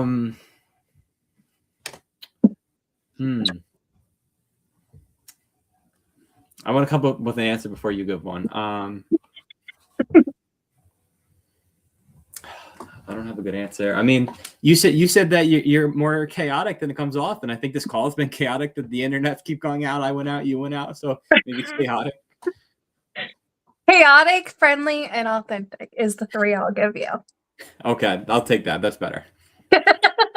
It's so hard to put a friendship into one word sometimes, and the fact that we've never met in person, but I can message you anytime and then you're gonna answer. It's just absolutely. such I know I can count on Josh anytime. Yeah, absolutely. And I've never even trauma dumped on you or even word vomited all over you yet. It's just been casual conversation and not yet. It's coming. You just wait, Josh. You're gonna be like, oh, this is the side of Jessica that Big Brother needs to see. No, I'm just kidding. But yeah, I just feel like it's just everything happens for a reason. And sometimes it takes time to develop something so beautiful and so authentic and so natural. And we just have this natural, friendly friendship that we can banter with each other back and forth. We could bust each other's balls if we want to. We're there to uplift each other and support each other. It's just this full circle friendship with us, between us. And I love it so much. Yeah, we've been here for an hour and 20 minutes. So I mean, we can exactly. And I'm I'm not ready to end yet, but I know you probably have to go to bed soon. Do you work tomorrow? No, I don't really think you do. Okay, cool. So I'm as long as you're not rushed, I'm not rushed. No, I don't want to be. No, I'm the only way I gotta be is to go watch Big Brother. But that's on record and it's not going anywhere, so we're good. No, I have a question now. I have another question. Yeah. So you've done a lot of these interviews, and you don't have to say me, but what's been your favorite interview you've done? Oh my gosh. You can pick favorites. It's okay. No, honestly, I don't think I can choose one because I get something different out of every interview and out of every conversation and out of every time I put myself in this position. So this is the second live interview I've ever done. Mm-hmm. The first time that I ever did it was when I was very, very new to my podcast back in March. And it was live with someone in person with me on Facebook. So she was in person with me and we're talking, and then I had internet issues and nobody could hear what we were saying. And she suffers with schizophrenia.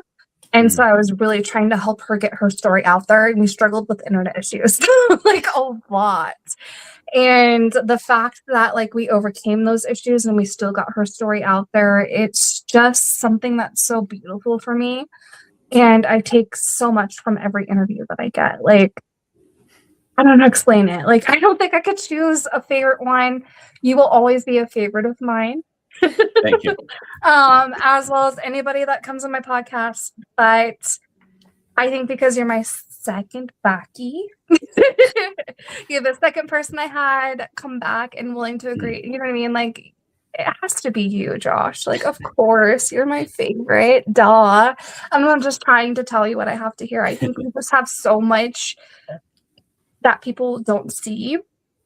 Surface level as a friendship, you know, like it's really hard to paint a relationship online in such a short amount of time for people. And that is the beauty of Big Brother, is the fact that they have the live feeds, the fact that they're recording all the time and they have 3 episodes a week. I think it's 4 now with BB Unlocked, which we need to talk about in a second. I'm really curious about your opinion about BB Unlocked, so we need to talk about that. But the fact that they just, I don't explain, like, it's just, you know what I mean? Yeah. Have you ever been in that position where you're like, I can't put it into words? Right now. I never would have ever, if you would have asked me this time last year, I mean, if you would have asked me this time last year if I was going to do my podcast, I would have told you yes. If you would have asked me last February what I would have been doing, I would have just been like, I'm going to be in the Big Brother house. I'm going to be in the Big Brother house. I'm going to be a contestant on Big Brother house. This is much worse. The fact that I'm now a podcaster and I'm trying to bring awareness to so many different things, like, it's just such a greater reward than I was ever expecting to come out of things for me. Like, the fact that I went from being super sick when I first started watching Big Brother to being the best version of myself that I am now, and being so open and honest and vulnerable with what I deal with. It's just something that, like, I know when I end up on Big Brother that I'm going to inspire people to be the best versions of themselves. And I always told my parents when I was growing up in Connecticut, they're like, do you want to go to college? No, I don't want to go to college. I want to move to California. I want to try out for American Idol. And I want to be on TV. That was my dream. Then I got into a domestic violence relationship that naturally led me to Southern California. And it took me a while to really get down to the position to put myself out there for these kind of positions and to want to do something for me. When you become a mom, you're obsessed with your kid. You make sure you do everything you possibly can to make sure their needs are met, and you're on the back burner. And I've been on the back burner for so many years of my life, and I don't regret it whatsoever because I learned so much as being a mom. But now that my daughter's old enough to understand that, like, just because mommy steps away from you just a little tiny bit doesn't mean I don't love you. It's just time for mommy to do something for her, you know? Yeah. And I feel like everything happens for a reason. There's a reason why The Price is Right is the only thing I ever did something for myself. And I don't think I don't know if I told you this story. So you want to know why my brain went so crazy last year with this whole Big Brother audition kind of conspiracy theory is because July 25th, 2024 is the first time I ever watched Big Brother. 25 is my lucky number. 27th season of Big Brother is the first time I ever auditioned for it, right? When I was 27 years old, I went to a taping of The Price is Right. I was chosen as a contestant out of 300 people to come on down. My number card was 225. Ooh. So season 27 of Big Brother, first time I ever auditioned. Number card 225 for Price is Right. First time ever going. When I ended up in Big fucking Brother, I ended up with this shit. 125. My goddamn brain went off to the moon, was like, where the fuck are we, bro? Like, this is all meant to be. Like, full circle. Full circle. One of these days, mark my words, you will see me on the Big Brother screen. Like, I just know it's coming. I don't know when. If it's not Big Brother, it's going to be something else, because my best friend Ashley, she is the one who turned me on to Big Brother. She has been a Big Brother fan for so long. And I have encouraged her for so long to audition. I'm like, audition. Why not? Like, you love Big Brother, just audition for it. They don't want me. They don't want me. I'm fat. I'm not this. I'm not the, you know what I mean? It's just so down on herself. And I'm like, you're a fan. That's what they want. Audition. You know what I mean? But the fact that I would have never known about Big Brother if it wasn't for her. You know what I mean? And she came into my life, and it's just so many full circle moments that I'm a daydreamer. And I daydream every day that I drive my daughter an hour to school on the way from Beaumont to Temecula, California, of me being on that Big Brother TV and on that screen and playing that game, and the way I'll get my key and it's going to be my daughter at the library. You know what I mean? Like, I just see it coming, but it's just a matter of time, and it's so hard to be so patient for it because I just want it so bad. You know, you're manifesting it.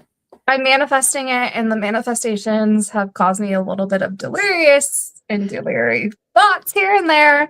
But at the end of the day, it's just everything's meant to be. And I feel like my own big brother is the one who made me actually get a ticket to Dallas, Texas last year for the Big Brother open casting call where I was seen by all the casting producers. Did I tell you what I did at the beginning of the open casting call? Besides the word vomiting? Yeah, I didn't tell you that. Oh. Tell me. Do you want to know how social and crazy Jessica can be at times? You're pretty social, right? I can take it up a level from here and there, okay? Ready?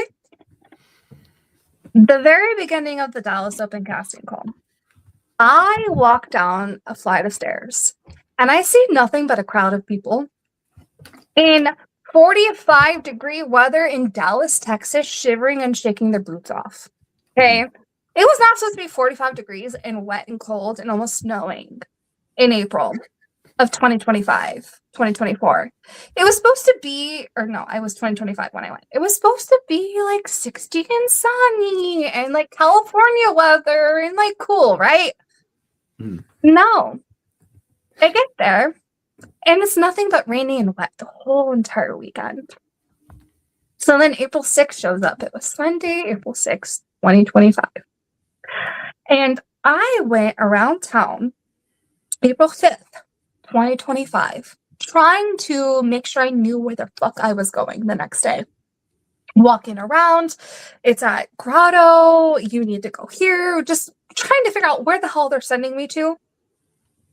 No signs around that there's a Big Brother open casting call whatsoever. So my crazy ass just was like, let me go to a local bar. Let me just go have some drinks and talk to some people. I'm there by myself. I have nothing to do but time for myself, right? Start talking to some people. Doesn't go anywhere, so I go to bed. The next day, I wake up hungover because I had a couple too many IPAs. A little bit too strong with beer you should have before an open casting call. Don't do it. Be sober. I promise you it's way more worth it.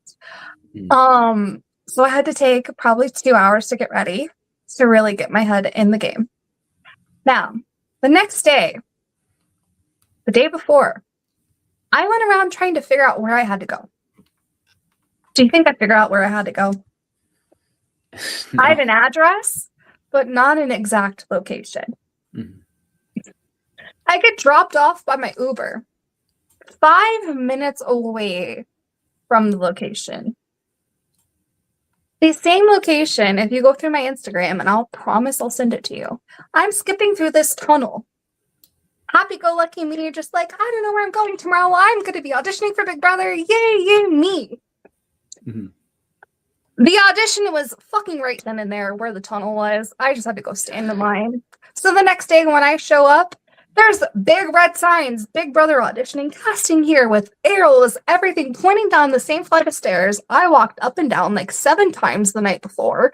Like, where am I supposed to go? There's like this little cute little photo, like European, like London, like video booth, or not video booth, but phone booth. And I have video of myself going into that like little photo booth being like, hey, season 27 of Big Brother, it's Jessica Mantegni, your new house guest. Like, so full of my fucking self, just having the time of my fucking life, dude. And the next day when I show up and I see all of these signs of like Big Brother casting call here, like all over the place, I'm like, are you joking me? I came here yesterday for nothing. Like, for nothing. Like, I could have just showed up today and everything would have been just fine because they would have had arrows pointing me where the fuck to go. Cool. So my anxiety was already through the roof. And so as I start walking down this big flight of stairs, I just see a crowd of 100 people. You would think Jessica would just shut the fuck up, keep to herself, and not say a word, right? Mhm. No. The bartender, Jessica, and me decided to yell at this crowd of people. 100 plus people auditioning for Big Brother. Didn't know that there's eyes in the skies of the producing teams at these open casting calls. In the crowd of people that I just yelled at, hey guys, we all need shots to keep us warm. At the top of my fucking lungs, dude. At the top, I'm just like, we need shots to keep us warm. Then all of a sudden, someone yells back at me, where's the bottle? And I'm like, where's the store? I'll go buy one. I'm not from here. Where do I gotta go? So I'm yelling at this crowd of like 100 plus people, just being my most natural, authentic self. And the next thing do you know, I'm in the back of the line and I got someone interviewing me. And I'll discuss that off camera with you, but they've got eyes in the skies. And if you ever go to open casting call, just know you're being watched at all times. Good to know.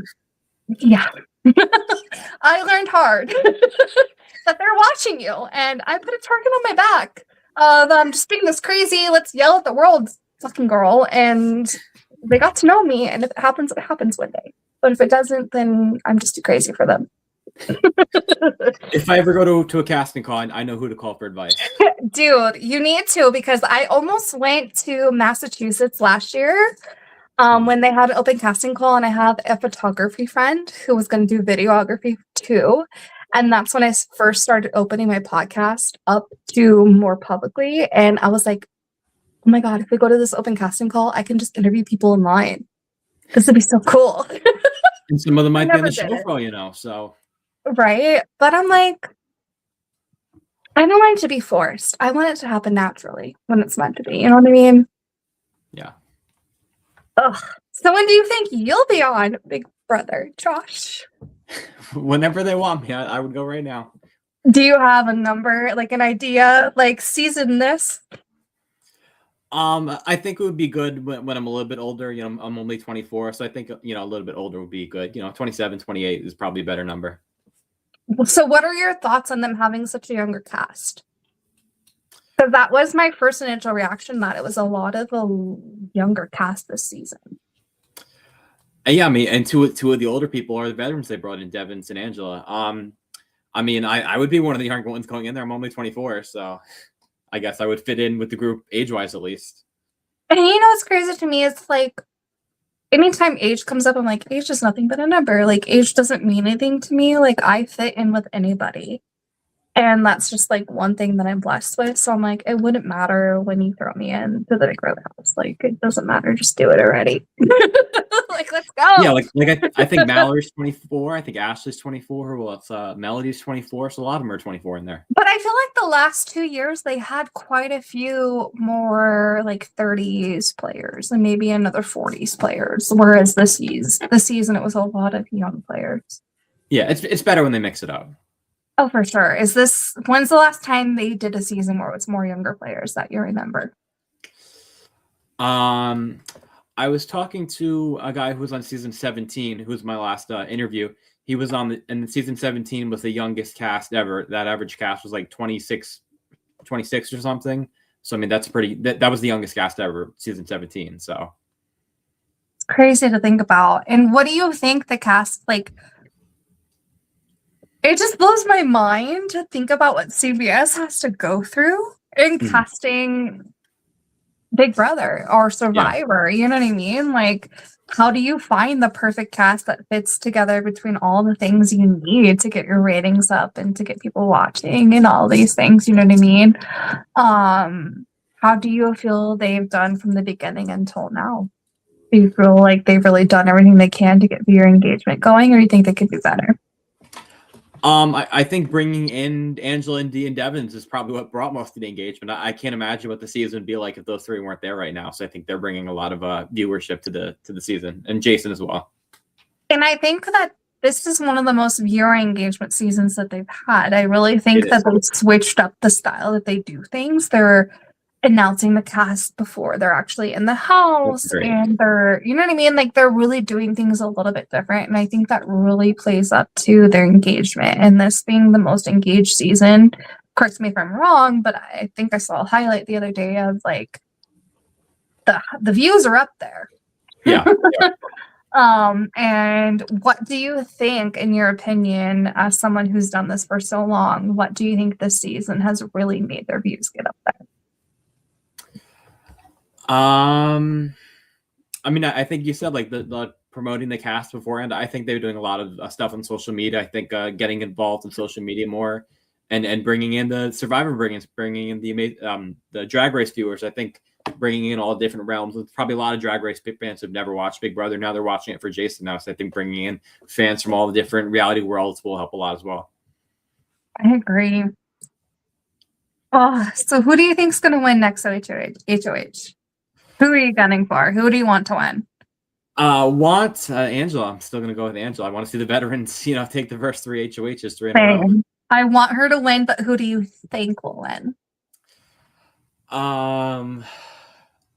Let's see. I'm gonna say Kamu is gonna be the HOH. Well, that would be so spicy. I wonder what he would do. We'll find out tonight. I'm right when I get off here. I'm gonna turn on the live feeds and see what's going on, if they're on or not. So.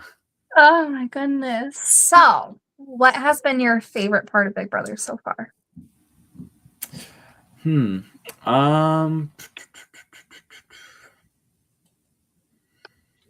I would say going to the premiere party, that I went to in New York City, meeting all the Big Brother alum there. It was a great event that I go to every year. That's my favorite part every year, just meeting all the alumni there, all the fans. Some people know me when I show up there, so I think that's a great event that I go to every year. Who was your favorite person to meet this season? Like, when you went? Let me pull up my pictures really quick here. I mean, it was probably like all the people from last season that I'd never met before. Like, I hadn't met Morgan yet. I hadn't met Will yet.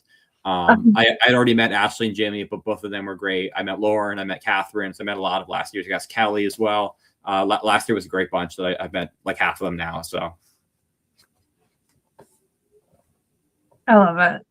Yeah. So much. So jelly. Who have you been most starstruck by that you've met in all of the years of doing this? Ooh, that's a good question. Looking through more of my pictures here. I think Tucker's probably a big one. I've met Tucker a couple times. He's been very nice. Tucker and I chat from time to time. He was a big fan favorite, so I think meeting him and him knowing me and him, him and I chatting every so often, I think that's one for sure. I love Tucker. Yeah. I am so sad the way Angela and the way everything went down last year with Tucker. I wish he would have got more of a fair shot. Have you had a chance to talk to Tucker? Yes. I've had him on the podcast. I have his phone number, so we text from time to time. So, how is he compared to when he's on the season? I mean, he's exactly in person what you would see on the TV, so he's no different. Has there ever been a time where you've interviewed someone from Big Brother that's like, I feel bad saying this, but it just was not what you were expecting? Yeah, I mean, I'm not gonna name names necessarily, but I mean, there's been great interviews and there's been interviews that haven't really hit. So, yeah, not every interview is gonna be great. Exactly. Did you watch season 16, the one that Derek with Cody was on? Did you watch that one or no? That was one of my favorites. So I'll tell you a quick story that I guess is my worst interview experience. Do you remember Devin from season 16? He was the third boot. Yes. Yeah, so he had agreed to come on my podcast last summer. We had set up a date and everything, and like a week or two before, I said to him, "Hey, I need to move the date." He's like, "Okay, no problem." And then the morning comes and we have our interview. He's Pacific time. He's on your time. So he wanted to do the interview at like 5 a.m. his time, 8 a.m. my time. And to make a long story short, we get on the call and I have someone backstage with me just to make sure, as a production person, make sure that like the call goes well, everything's recorded. And he gets on the call and he sees there's somebody else there. It's not just him and me. He's like, I agreed for a one-on-one interview. There shouldn't be another person here. And he left the call and we were arguing back and forth on emails. And then he blocked me and said, leave me alone. I'm just like, Ed, why is it a big deal that I have a production guy here to make sure everything goes smoothly? And he blocked me and that was it. We didn't even do the interview. Especially because the fact that you're doing this for a podcast, it's not like you're just doing it for fun. Yeah. You know what I mean? Like, I guess we both can agree I'm doing this for a podcast, but I'm also doing it for fun. So if it's not perfect, then it's not the end of the world. You know what to I'm make saying? a short story long, that was my experience with Devin. Oh my goodness. I'm so sorry you experienced that. Can we transfer to what your favorite interview has been with anybody from the Big B house? It definitely has to be Derek. I mean, I was a big fan of Derek's. He was supposed to come on my podcast during All Stars, talk about how Cody was doing. And there was a lot of controversy about him, pre-gaming and whatnot. So he had originally agreed to come on and then he said he couldn't come on. So he felt really bad that he didn't come on. So he sent me a signed copy of his book. So I got his book a few years ago. And then then this past summer, he finally agreed to come on. I had a lot of questions for him. He spoke with me for 2 hours up until 11 o'clock at night. So he was great to me. Derek was probably my favorite one. I love that so much. The fact that you got to speak with someone who won, who's a legend, who is just so competitive in this game. Like, I'm sure your blood was just boiling and so excited with that. Who do you look forward to this season that's in the house so far of talking to yet? I definitely D and Devins. D and Devins would be the top two that I'd be interested to talk to because I watched them on Survivor too. I watched D on the challenge as well, so there'd be a lot to questions that I'd have, a lot of ground to get through. So I would say D and Devins. Do you think a Survivor is gonna win Big Brother this season? I mean, I think it would be pretty cool that if that happened because there's been Hayden, the winner of Big Brother 12, he wanted to play Survivor. He didn't win, but I think that'd be pretty cool that, a Survivor person, a Survivor winner like D comes on to Big Brother and wins that show. I think that would be pretty cool. I agree. Win both shows. Who would you trust the most currently in the Big Brother house? I think yourself in their shoes. You're in the Big Brother house. You're playing with them. Who would you trust the most? I think Devins. I think Devins should show both times in Survivor that he's a pretty loyal player. He'll stick with his allies. I think I'm worried for him that eventually once it gets down to the end that D is going to cut him because I think D is a better player and a much more cutthroat than Devins is. I think Devins will stay loyal to her, but I think D will cut him if she needs to. I don't blame. I mean, I'd cut him if I needed to. You know what I mean? Like, I feel like what a lot of people don't understand in these games is you're going to play how you need to play until you can't play that way anymore. Eventually, you have to turn in on your alliances. There's no way that anybody has ever made it to a final 2 in any of these games, let alone 1, without turning on an alliance of theirs. It's hard to do, but you've got to do it.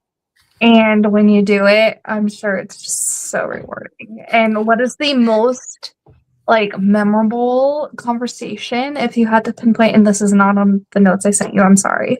But the most memorable conversation after something like that you've had with anybody from Survivor, Big Brother, or any reality show. Who would that be and what would that conversation be after they had that power to get rid of someone? Like, what was that conversation like for you? What is that you're asking? Sorry. Sorry, that was really rambling. My bad. So you talk to so many different people of all of aspects of the reality world, gaming aspects and everything like that. So in your conversations that you've had with anybody, it can be anybody you've talked to of the reality world, what would your conversation be? Like, I lost my own train of thought. Shoot. I mean, I think I get the gist of your question. Nicole is your favorite. I told you I interviewed Yeah. Paul last year. That I asked Paul. He lost the game that he brought Nicole to the end when he won the final HOH. Said he lost the game. Also, I mean, I asked him, why do you do that? You end up losing the game, and he gave me his explanation and whatnot. But I think that was your question, right? Like, what was your most powerful moment in a conversation with someone who's been voted off after jury? Because I know you've talked some after jury Big Brother stars. So what after jury moment has been the most highlightable moment for you of a conversation that you have that you'll take from? And how do you relate that into your everyday life? I guess that's another way we can spin it. Yeah, I talked to Will from last season. I talked to him after the show was over, and he said that after he was evicted, he went to the jury house with Rachel. He had a great time in the jury house. He loved the game, but I think he was happy to be in the jury house, be out of the game. He had a great time in the jury house with Rachel, and of course, he's upset to not be in the game, but he had a great time in the jury house. So I think still enjoying the experience when you're still out of the game. I think that could be something to take away. Just enjoy it, whatever situation you're in. For sure. So out of everybody left in the game so far for Big Brother, this season of Big Brother 28, Rome was voted out this Big Brother spoiler alerts. Rome was voted out this evening. How do you feel about that? I was kind of indifferent on any of the three leaving tonight. I wasn't rooting for or against someone to win the blockbuster. I think it would have been interesting if Rome ended up winning and then he stayed, him and Lyric, in the house together when they initially wanted one of them out. But I was happy for Jason when Jason won the blockbuster, so I was happy he got to stay. Happy the Melody's still here, but I think it would have been interesting to see Rome continue on. I think. Oh yeah, for sure. The fact that they made it to week 2 and they finally split up the showmance. Good for them. It should have been split up week 1, in my opinion, with how hard they were going. Like they were just going so hard with stuff. Is there anything that you would have done if you can put yourself in either person's shoes? Have fun for this moment. If you were Rome or you were Lyric in this situation, what would you have done differently and why? I think Lyric, and you'll see it in the episode tonight or the other night, that Lyric did a great job. That she was saying, her and Rome were broken up, and then she ended up getting the veto used on her. That she, convinced them all that they were broken up to the point they got the veto used on her, so that they could have both survived if Rome would won the blockbuster tonight. That would have been very impressive if both of them ended up surviving that. I wish they did. I was rooting them on, and I still I think you're onto something. I feel like he might come back. If he doesn't propose to her, maybe they'll enter a committed relationship. I feel like something's coming between Lyric and Rome. The fact that they were so in cahoots with hiding their breakup, and still were macking it on behind the scenes, it really says a lot to how close they were. Lyric was very vulgar with her expressions and needs, and pardon my language, with wanting to hook up with Rome.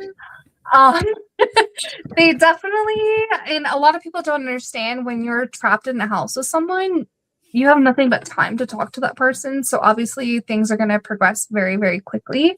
Yeah. So really, at the end of the day, I guess I really want to know, what is your opinion about Lyric and Rome and their romance that they've had and their showmance, because it's been the only one of the season so far. And do you think there's another one brewing? I think there's potential for Drew and Melody. I think there's potential for Kamu and Haley. But yeah, as far as the two of them, feelings will progress, very fast in there, especially when, Rome's now on the block and out of the game, that you're really going to miss that person. So, I could be worried if I get in there that, if there's feelings caught fast, and what's going to happen from there. So it's interesting to see the showmances, take part. Some of them get married down the line, Jeff and Jordan, Brendan and Rachel, so Swaggy and Bailey. So it could turn into something. Absolutely. Is there a showmance that you're rooting for currently? I think Drew and Melody would be cute. You know, every time I tune into live feeds, I like see them doing little things here and there, whether it's like on my own terms on a live feed or like a spoiler, someone else has posted it. Either way, I feel like something's brewing, Mhm. and I hope they keep it low key. You know what I mean? I don't want them Yeah. to have targets on their backs. I think Like, Lyric not- might get herself into something now that Rome's gone. I mean, she's going to be flirting all around the house now. Oh So my god, I hate to say that. I hate putting down another female, but I feel like because Rome's gone, she feels like she's gonna have to like flirt and go elsewhere, just keep herself safe. When in reality, girl, you don't need anything but you to keep you safe. You don't need a man. Girl, stick Yeah. true to you. Like, you don't need a showmans to keep like strong in this game. Screw the men, stick with the woman or whoever you feel confident with, and just play the game for you. and just think that's of it, what I hope for her, her saying that she broke up with Rome is what got her off the block. So I mean, at least it got her off the block, but still, her man at she doesn't home need him. is sad because, like, her man at home, I wonder how things would have played out differently. You know what I'm saying? Yeah, yeah. Like, just a little bit, because did I tell you that my daughter was born in Honolulu, Hawaii? Where No, I Lyric did is not. from? Wow, yeah, that's cool. Yes. So that's another little thing about this season where I'm like, is this all meant to be? You I have lived in connections Ho- everywhere. I've been all over the place. And so, I mean, they had not comment. Oh my God, help me out. I know. Did you interview him? I'm gonna feel so embarrassed. He was from season 26, and I think it's his brother and him used to watch a lot of Big Brother together. And he ended up on the season, and his brother passed away, and he lives in Honolulu, Hawaii. Season 26 with Angela. Chemo. Is it Chemo? Yeah, Chemo. Okay. Yeah, Chemo's from Hawaii. Chemo came out. Like, see how close it is? Do you Mhm. see what's fucking with my brain? Yep. Yeah, yeah. I'm like, what the hell, bro? Like, why is everything so close together? Yeah. But he had told such a beautiful story of how much Big Brother meant to him, and he made it so far. And Yeah. so I hope that anybody that can relate to him makes it far in the game too this season. Because 2 seasons in a row that there's someone from Honolulu, Hawaii. In the last 2 seasons, I've auditioned for Big Brother. I feel like they're just waiting for me to get my shit together. You just tell them you're from Hawaii. I have told these casting producers way more than I probably should have. Like, I think I've sent every single version of myself in a casting tape. And that's the most terrifying part because you know if they like you, they're going to go on your social media. Mhm. And the only time you can tell that someone's paying attention to your social media is if they view your story. Mhm. The rest, you don't know. You don't know And who they're looking wrote at your it. stuff. Right. And it's terrifying because I'm like, what does it mean? Do I just need to be me? Do I need Yeah. to change? I don't want to change. Could you just like me for me? Because god damn it. It's gonna happen. I spent so much of my life, and I think that's the part that a lot of people don't understand about me is I'm bipolar. I've been bipolar since I was 10. Mhm. I don't talk about it. It's not something like I'm putting it out there now more because I want those who live with it to feel more understood and more bring more awareness to that, you know what I mean? And it's something that I'm fully still trying to understand myself. You know, a year later, still trying to fully understand a diagnosis that I have to live with this for the rest of my life. It's not going to go away. Mhm. There's no cure for it. There's no magical pill. There's nothing to just make it go away. I have to live with what I'm living with every single day of my entire life. And when Big Brother came into my life, just by watching it, just by watching Angela and Little Rabina and Tucker and all of the amazing cast from season 26 just let their guards down and be themselves, that's when my eyes opened to like, you just need to be you. and you're going to be loved and accepted for you. You don't have to be anything but you. I always felt like I had to fit a mold of, like, if I'm not this, then no one's going to love me or accept me. I don't know how to explain it. It's just one of those things that, like, you go through in life where I struggled with a lot after splitting up with my ex-husband, for instance. Going through a divorce alone when you have a child is something so traumatizing because you're at battle with someone who wants to take your kid from you. And it's not because I'm a bad mom. It's not because I'm a bad person. It's just strictly because they want him more.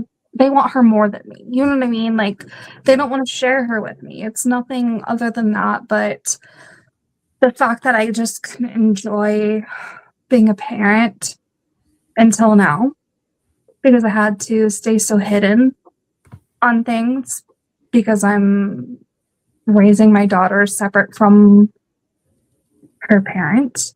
You know, it's not something I envisioned as a mom.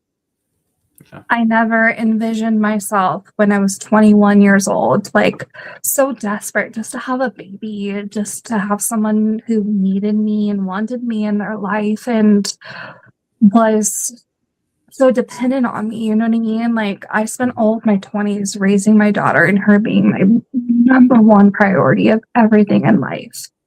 That when me and her dad split up, I never wanted to take her from her dad. I had every opportunity planted in front of me. My parents were in Connecticut and I'm in California. And they're texting me, take your daughter, hop on a plane. We're going to pay for everything. Get over here. We'll take care of you. And I said, no, I can't do that.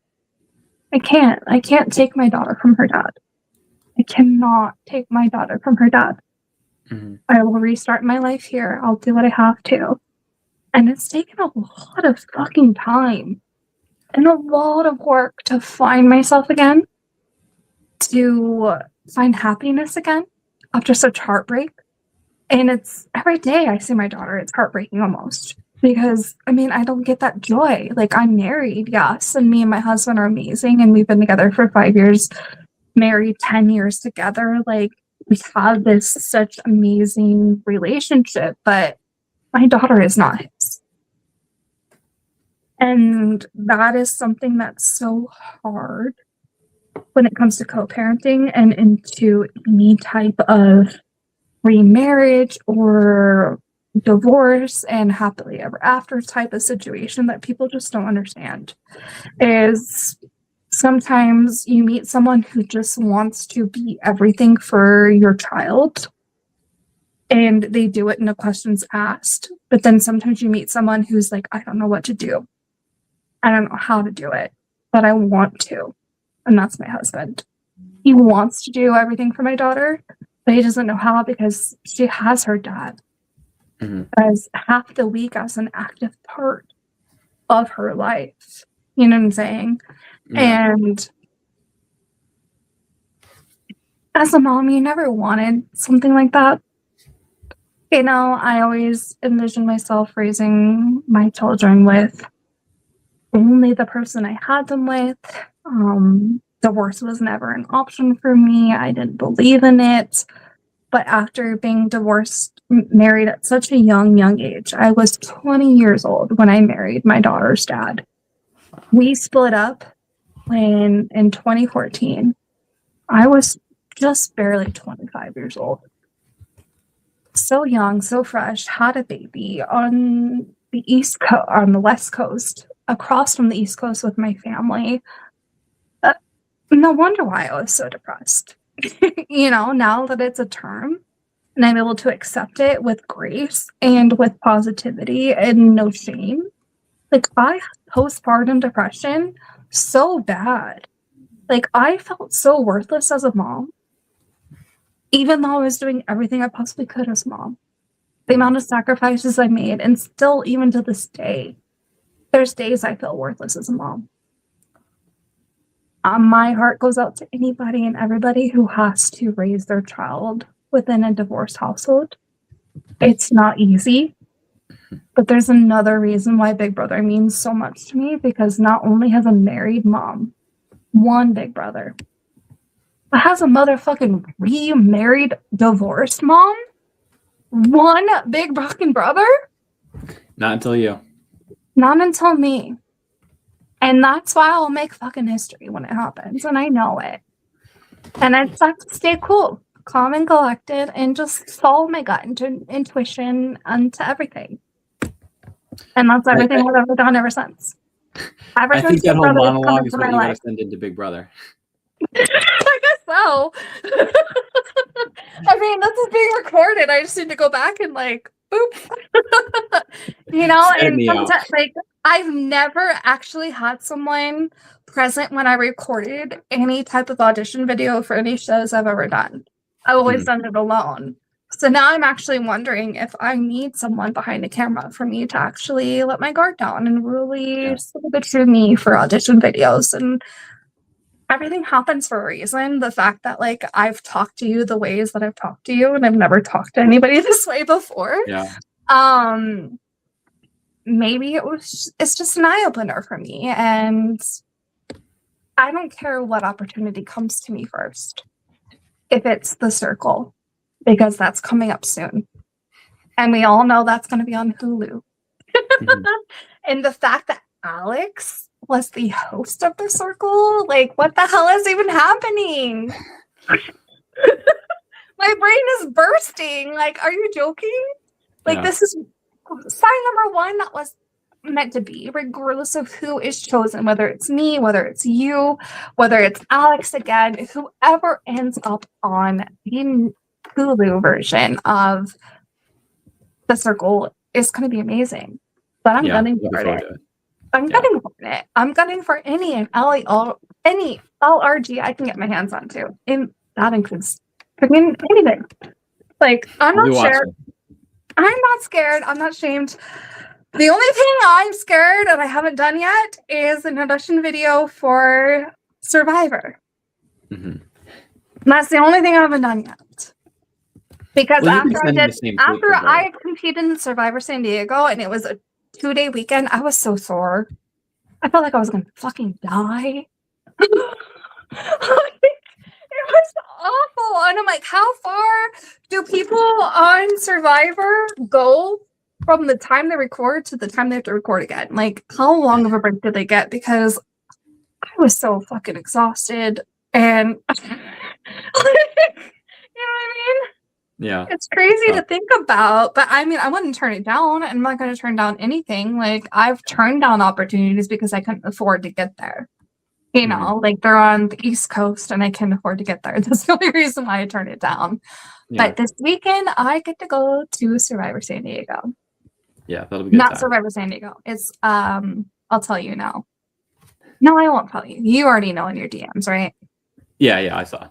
So, I'm excited. I really don't know what to expect because I feel like what they're doing with this one is an all-in-one. Like, it's going to be Big Brother. It's going to be Survivor. It's going to be all these different reality games into one game. You're going to kill it? And I'm going to fucking kill it. I'm going to kill it. And, like, weirdly enough, like, San Diego has a special part of my heart because my daughter's dad, his dad, lived in San Diego in Carlsbad for a while. And so anytime I experienced Carlsbad, it was going down to visit my daughter's dad's dad to share her with him, you know what I mean, at a young age and things like that. So it's just kind of a special area for me. And then Survivor San Diego, getting to meet Brandon. Hi, Brandon. I don't know if you watched our like time together and stuff like that, but he is a phenomenal player. And better than me? No one's better than you, Josh. But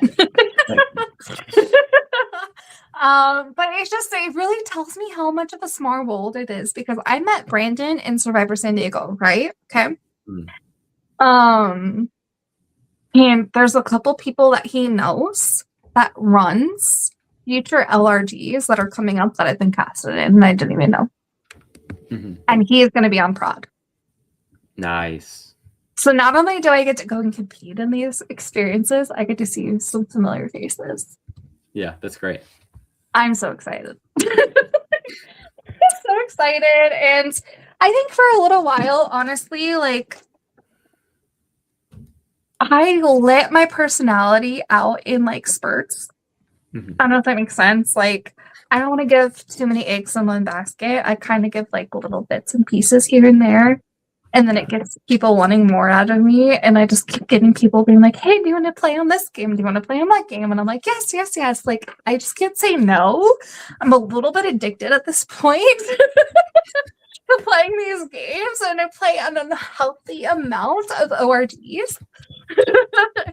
But I'm going to keep doing what I got to do to, I mean, once I get a job, I'll probably obviously lay a little bit more low, but right now, like if I have nothing but time, I'm gonna play as many games I can get my hands on too. I'm gonna get as much experience as I possibly can, and I'm gonna know that everything happens for a reason. And have you, in the last, you said 7 years since you've been doing the Big Brother casting, the Big Brother spoilers account, have you had a moment that's just made you feel like this is what I'm meant to do? Going on the show? Not going on the show, but just like running the account and just kind of like being behind the scenes and doing all these things. Like, has there ever been a moment where you're like, this is finally what I'm meant to do? I guess just from the audience that I gained, like how much it's grown over the years, that I guess this is proof that, you know, I'm doing a good thing, and this is, you know, I was meant to do this thing, I guess, you know, how much audience it's grown. Well, we love you so much. Thank you. And I love you so much that, like, if for whatever reason, I'm just hypothetically speaking that out into the universe as of right now, because it seems to be a trend for this season. And this is something that I'm noticing a little tiny bit more this season than most. And I'll get to that in just a second. But if you need someone to run your account while you're on Big Brother, I will do it for you. But you're going to be there with me, Jess. I hope I'll be there with you, but if I'm not, I'll run your account for you. Okay, yeah. But what do you think of, from my experience, because I am so new to Big Brother, I've seen season 26, 27, 28. I'm watching actively live. I've watched 16, 17, 21, 25. Like, I've watched a lot of episodes, but I've never had the opportunity to watching them live, like what they're currently doing. So what is your personal, like, opinion on the live feeds and how everything's playing out that viewers get to see versus what they get to see on reality TV? I think it's great that they have the live feeds, because, you know, the episodes don't tell the full picture. You really don't know what's going on unless you keep a close eye on the live feed. So I think that's part of what makes Big Brother so great compared to other shows like Survivor. Survivor, there is no live feed, so, you know, the edit of the show might be completely different from what's actually happening. So I think that's part of what makes Big Brother so great. And I love that you mentioned Survivor again, because I feel like I'll mention Survivor till I'm blue in the face with this season with these two amazing Survivor legends. What is your true opinion on having some Survivor legends in this house? Do you think it was the right call for Big Brother producers to do, or do you think they should have brought back some Big Brother legends instead? I'm never a fan of like the mixed cast. Like I want to see either all newbies or all, you know, returning players. So I think it would have been cool if, you know, they did 8 Survivor players and 8 Big Brother boys. I think that would have been really cool. But yeah, I don't like the mixed cast, having, you know, 12 newbies and then, you know, some reality vets. I don't really like that as much. And another reason why I feel like it's meant to be, because when I'm going to be on a season, I'm going to be the only legend allowed. So I can't be on a season with fucking Mama Angela. Are you kidding me? Like, we'd be going after each other right now. There's no way. I don't see us working together because I know she's too good. I would have to get her out. It's just crazy to think about. Would you target me, Josh, if we were in the Big Brother house together? No, we'd go to the final 2. Because whenever I go to the final two, I lose to whoever's with me. So You know what? I have a track road from losing with whoever's with me too. So we might be neck to neck on that one. So we might be so one okay. of us would have to win then. Exactly. I mean, if we're at the top two, I guess. Yeah. But who out of every single buddy? I haven't asked you this question, so this might take you a second, and I'll give you a minute to answer while I step away to go pee. Okay, I'm going to give you a minute to think on this because this is going to be a hard one. Are you ready? Yeah, I'm listening. Out of everybody on the Survivor cast and the Big Brother cast, who, if you could only choose one from Survivor and one from Big Brother, would you choose to take to the final two with you? I have an answer that can go for both. Oh my God, can I step away to go pee real quick? Pause Go for a for it. second. I'm so sorry. I have to pee. Hang on.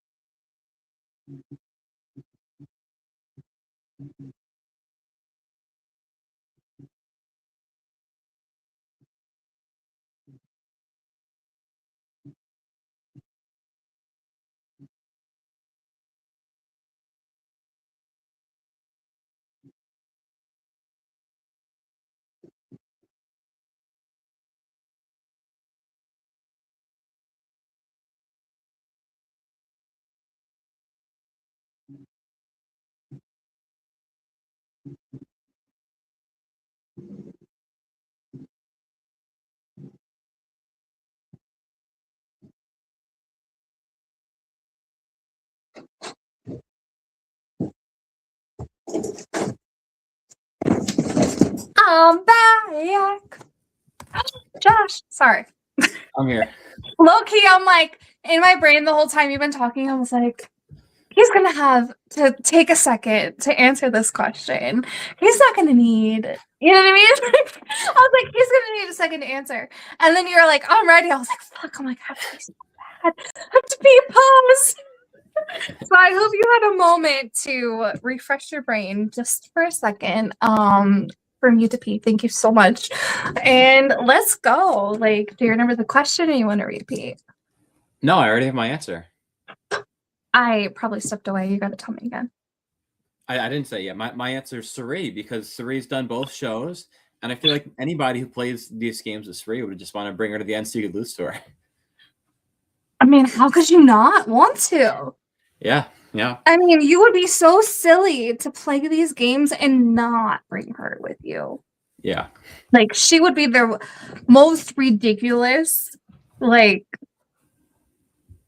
first vote out choice to me if you ever ended up with her on a season, to be honest. Yeah. Yeah. Would you trust her if you ever ended up on a season with her? I feel like we're both from Jersey. We could have that connection, so we can work for that maybe. I mean, you never know for sure. Oh my goodness gracious. So, how are you feeling, Josh? I'm good. It's almost midnight here. Oh my gosh, what time do you have to work tomorrow? I don't have to be up for anything, but I mean it's getting pretty late though. It is. I'm sorry. I'm trying to like cut this short. Like, we've chatted so much. I just want to make sure everybody has a chance to ask anything and everything. Big Brother. As someone who follows the game so closely, what do you think separates a good Big Brother player from a great one? That's a good question.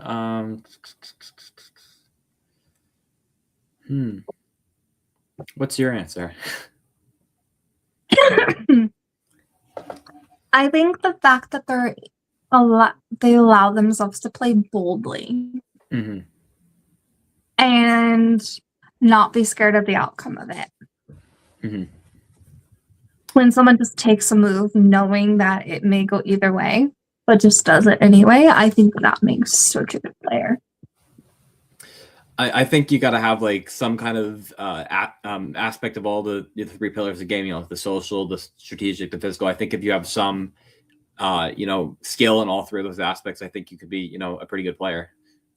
For sure. Absolutely. I mean, you just never know what's going to come next.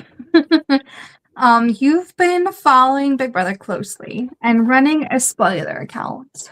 The fact that you have like 75,000 plus followers blows my mind. How do you feel about that?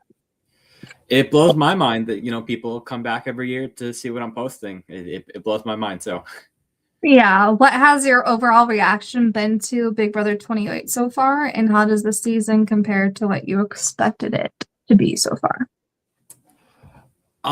It's still really early. I think the past two seasons have been really good. So I think this season has some expectations to live up to. Big Brother, I don't know if they've ever had like three really good seasons in a row. So people were thinking this is going to be a bad one, but 26 and 27 were so good.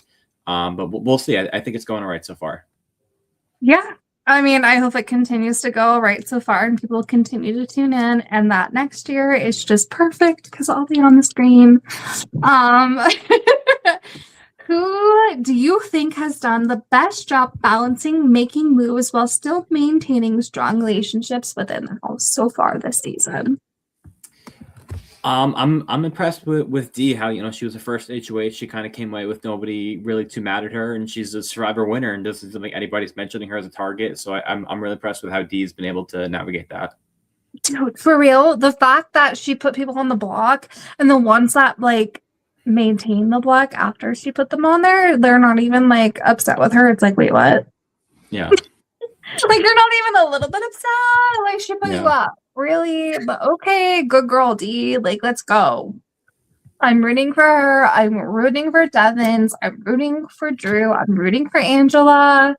Like, those four need to get locked and loaded to just take over the game already so they can all just dominate. Yeah. But who are your final four? Who do you want to dominate? That's not my final four, but what about you? I think we have the same top four. I think the vets are my top three, favorite people, and then of the newbies, Drew is my favorite. So I know there's just something about him, isn't there, that you just can't put to words? Yeah, he's a big fan, so I appreciate the people who are the big fans that go on. Yeah, I love that, and he's so young, and the fact that he got opportunity when he was so young instead of having to wait till he was older. Mm-hmm. It was just meant to be, for sure. As someone who follows spoilers, how do you balance knowing information early while still appreciating the story and game plan as a fan? I think you have to get the full picture from the live feeds. So like I said earlier, you don't get the full picture of what's happening from the show. So I think if you're really invested in the show, you got to tap into the live feeds and tap into Twitter so you can get the full picture of the show, because you don't really get it from the edited TV show.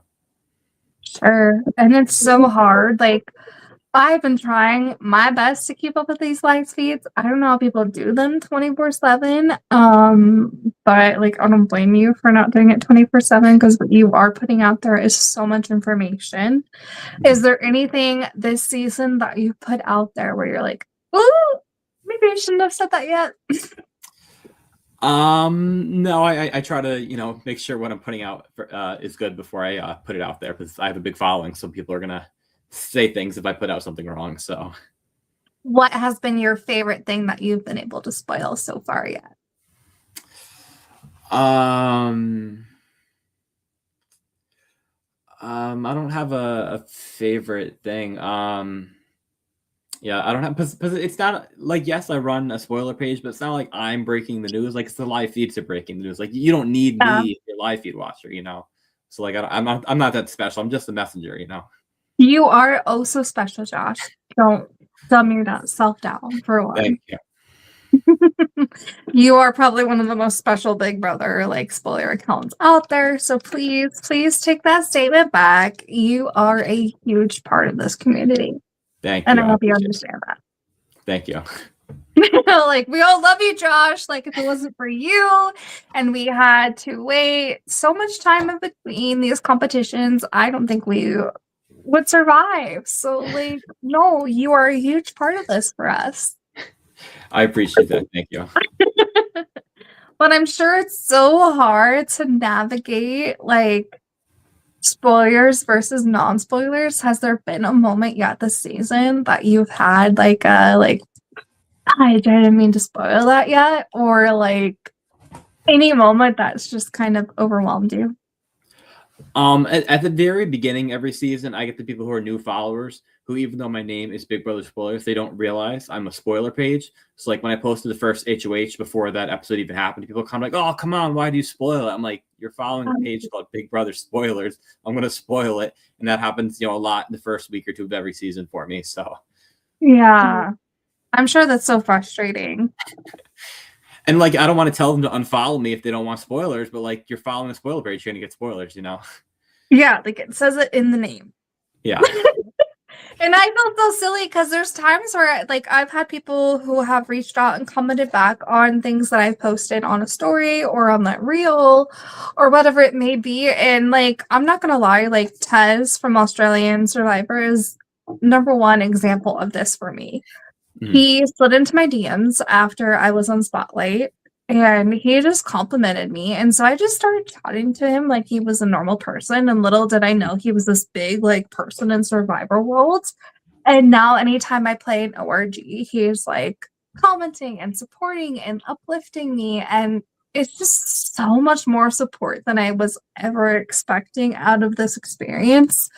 So how do you feel stepping into the spotlight and getting so much support and so much love and maybe a little bit of hate? You know what I mean? Like, how do you feel overall with your experience with Spotlight and stepping into a world that may have been something so unknown to you once before you did it? It's been great. It's only been positive. Like I said, there's been a lot of people I've become friends with from this. I got to, come on your podcast now twice. So everything from it has been positive. I mean, like, how do you find a negative within it, right? Just being glued early, that's it. Yeah, I mean, if you find something that you don't know. Yeah, and that's my goal with every single episode I put out there is I want to radiate positivity, whether it doesn't matter what the conversation is. It could be about Big Brother, it could be about mental health, it could be about just life, like whatever the conversation is, I want to be a part of it. I want people to feel comfortable within themselves, and I'm so happy that you're someone that I've been able to experience this with. I know that you at very, very first were so shy to just even apply for Spotlight.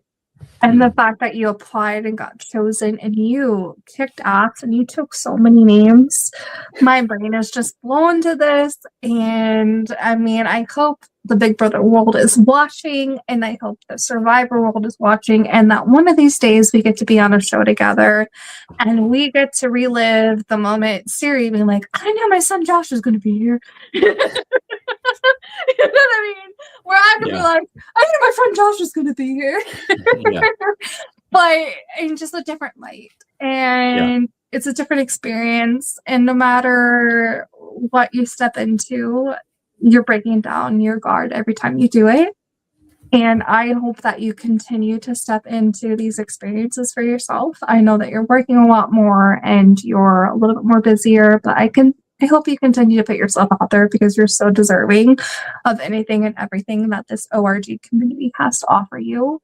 And I hope that you understand just by the 2 shows you've been on, you have made such an impact on the ORG world of setting an example to just be yourself. Mhm. And that's something that not very often players get to hear because you play and then it's gone, So I hope that you absorb that, you celebrate that, and you take that into your everyday world because it's not easy out there for sure. And you doing so many of these, you're my role model. You have to, right? You do so many of these, so I gotta follow in your footsteps. Shut up, Josh. You're gonna make me cry. There's no way I'm your role model. There has to be someone else that's your role model. It's not me. I don't accept that. I take that and I throw that out my window. It's not me. There's no way. Who else could be your role model? But you're the only one I know that does so many of these games, so. Okay. I guess I have to accept it, right? I guess Yeah. I guess every once in so often in life you uh, I'm like I've never been a role model before, I guess, besides for my daughter. You know what I mean? Like my role model figure has been a lot of being a mom for my daughter, and my daughter's 15. Not that you compare it to her age wise, but the fact that like you look up to me to being a role model for you, it just Big Brother, you gotta put us on the fucking show together. Like, come on. Like, I don't know what else to say at this point. My mind is just blown, Josh. You have absolutely blown my mind once again, and you are such an incredible human being, and I wish you so much happiness and so much positivity in this world. And I know that life as a New Yorker can be struggling a little bit. And it can be hard. What do you suggest to anybody and everybody that may be struggling too? Like, what can you suggest to them to keep their head above water during this hard time? That it's gonna get better. Yeah. Yeah. Everything gets better with time for sure. Yeah. Absolutely. And I think you have been a walking example of everything gets better with time. So I was bad. No, I'm sorry what I'm trying to say. Like you've learned so much with all of your experiences, and you're just getting better with time. Every single time you sit in front of a camera, whether it's talking to someone you know or you don't know, or whatever you're doing for yourself, like you are just getting better with time. That's what I mean by Thank that. you. Like every Thank you so decision you much. make for yourself, like you're putting yourself out there, you're doing what you need to do to be better for you, and it's helping you in the end. And if it's helping anybody else, that's what it's meant to be too. And that's what drives me as well. So I just feel that, you know what I mean? Like all this is meant to be. And I am just shocked. Like, how does life does this to one person? You know what I mean? I'm trying to think. One more, and then I gotta go. It's midnight here. Josh, sleep is for the leap. No, I'm just kidding. I would be such a bad influence on you because I would be keeping up to 2 a.m. Yeah, 3 a.m. And then I'd be the worst influence because I'd be the one who's like a friend who would go and snuggle you behind like closed doors. Like, Josh, I missed you. Snuggle me. We'd be snuggle buddies. Can we be snuggle buddies in the Big Brother house, Josh? We'll cross that bridge when the time comes. Can we be a cuddle mans? We'll see next year. Like Morgan and Vince? I don't know about that. Okay, they went a little too far. Yeah. We would just like I'd probably just put my head on your shoulders while you're talking to me, Josh. And then just cuddle you that way and hug you a lot. Okay. That's good. And then when I wasn't around, we'll just leave that up to you and me. When no one's around, we'll see what happens. Just kidding. Anyways, okay. I'm gonna let you have the final word. I'm not gonna ask you a question. I'm not gonna put any pressure on you. I'm gonna let you just have the next however long you want, Josh. For you. Yeah, I mean, first, thank you to you for having me, not only the first time, but a second time. Thank you for, inviting me. And if anybody else is watching this 2.5 hours in, thank you for still watching this. And if you're still watching, if you're not already follow me, all the platforms, Big Brother Spoilers, Instagram, Twitter, TikTok, all the platforms where you can find me. And yeah, that's it. Thank you so much for having me, Jess. Of course. You answered all my questions. I'm like, how can we find you? Where can we find you? You did your research. Thank you for taking so much time chatting with me. I'm sorry I took up so much of your time. It's so easy for these conversations to just pick up and carry on so quickly. And I just know that America and the Big Brother world would never be bored with us if we were ever be on the Big Brother season together. Together, apart, whatever it may be, whether you are on Big Brother, I'm on Big Brother, or anything and anything in between. I know that we will uplift and support each other as much as we have this far. So thank you so much, Josh, for coming on here for a second time, taking 2.5 hours of your day to just chat with me and ramble on, even though I feel like we were all over the place with this. But it's just been so much fun. Like, it doesn't always have to be perfect. When, like, I sent you a whole of interview questions and I told you we're going to either answer them or we're not, and that's the beauty of it all, is we just have a guide and we try and we see where we go. And I feel like that's probably where Big Brother started from. Just someone had an idea and a start and a guide, and it just blossomed into something so much more beautiful and better than we ever expected. And it's bringing us all so much entertainment. And I thank you so much for taking so much of your time, of your day, to dedicate to Big Brother Spoilers, on top of being a hardworking man. And, you know, I'm going to see you next month, Josh. Yeah, absolutely. We're going to make friends. We're going to have some freaking like amazing selfies together. We need to go to the Hollywood sign for a hike and just chit chat everything off camera, and just, you know, everything's meant to be. Yeah, definitely, Jess, definitely. I'm so sorry for taking up so much of your time, and thank you for chatting with me, Josh. Any final words? Nope. Thank you. Thank you for having me. That was it. Okay. Well, we will see Josh, I'm sure again when we have him come on for a part 3 to maybe chit chat after I'm on Big Brother or The Circle or Survivor. You never know what's coming out of me next.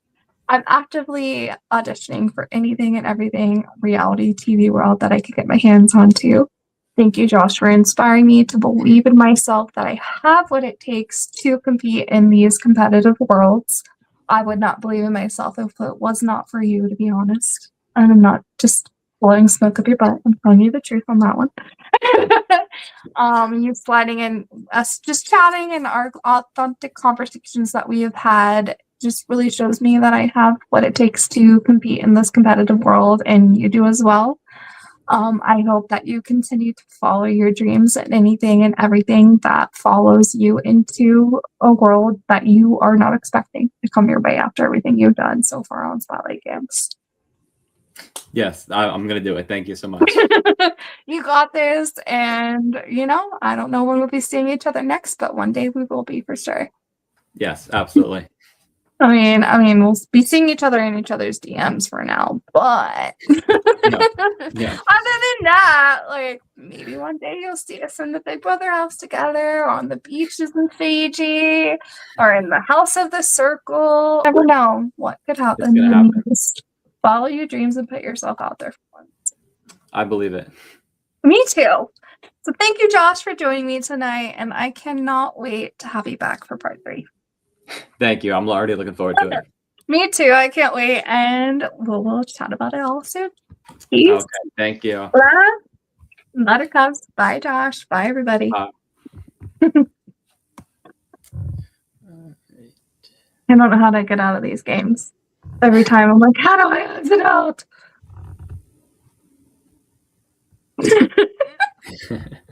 Still live.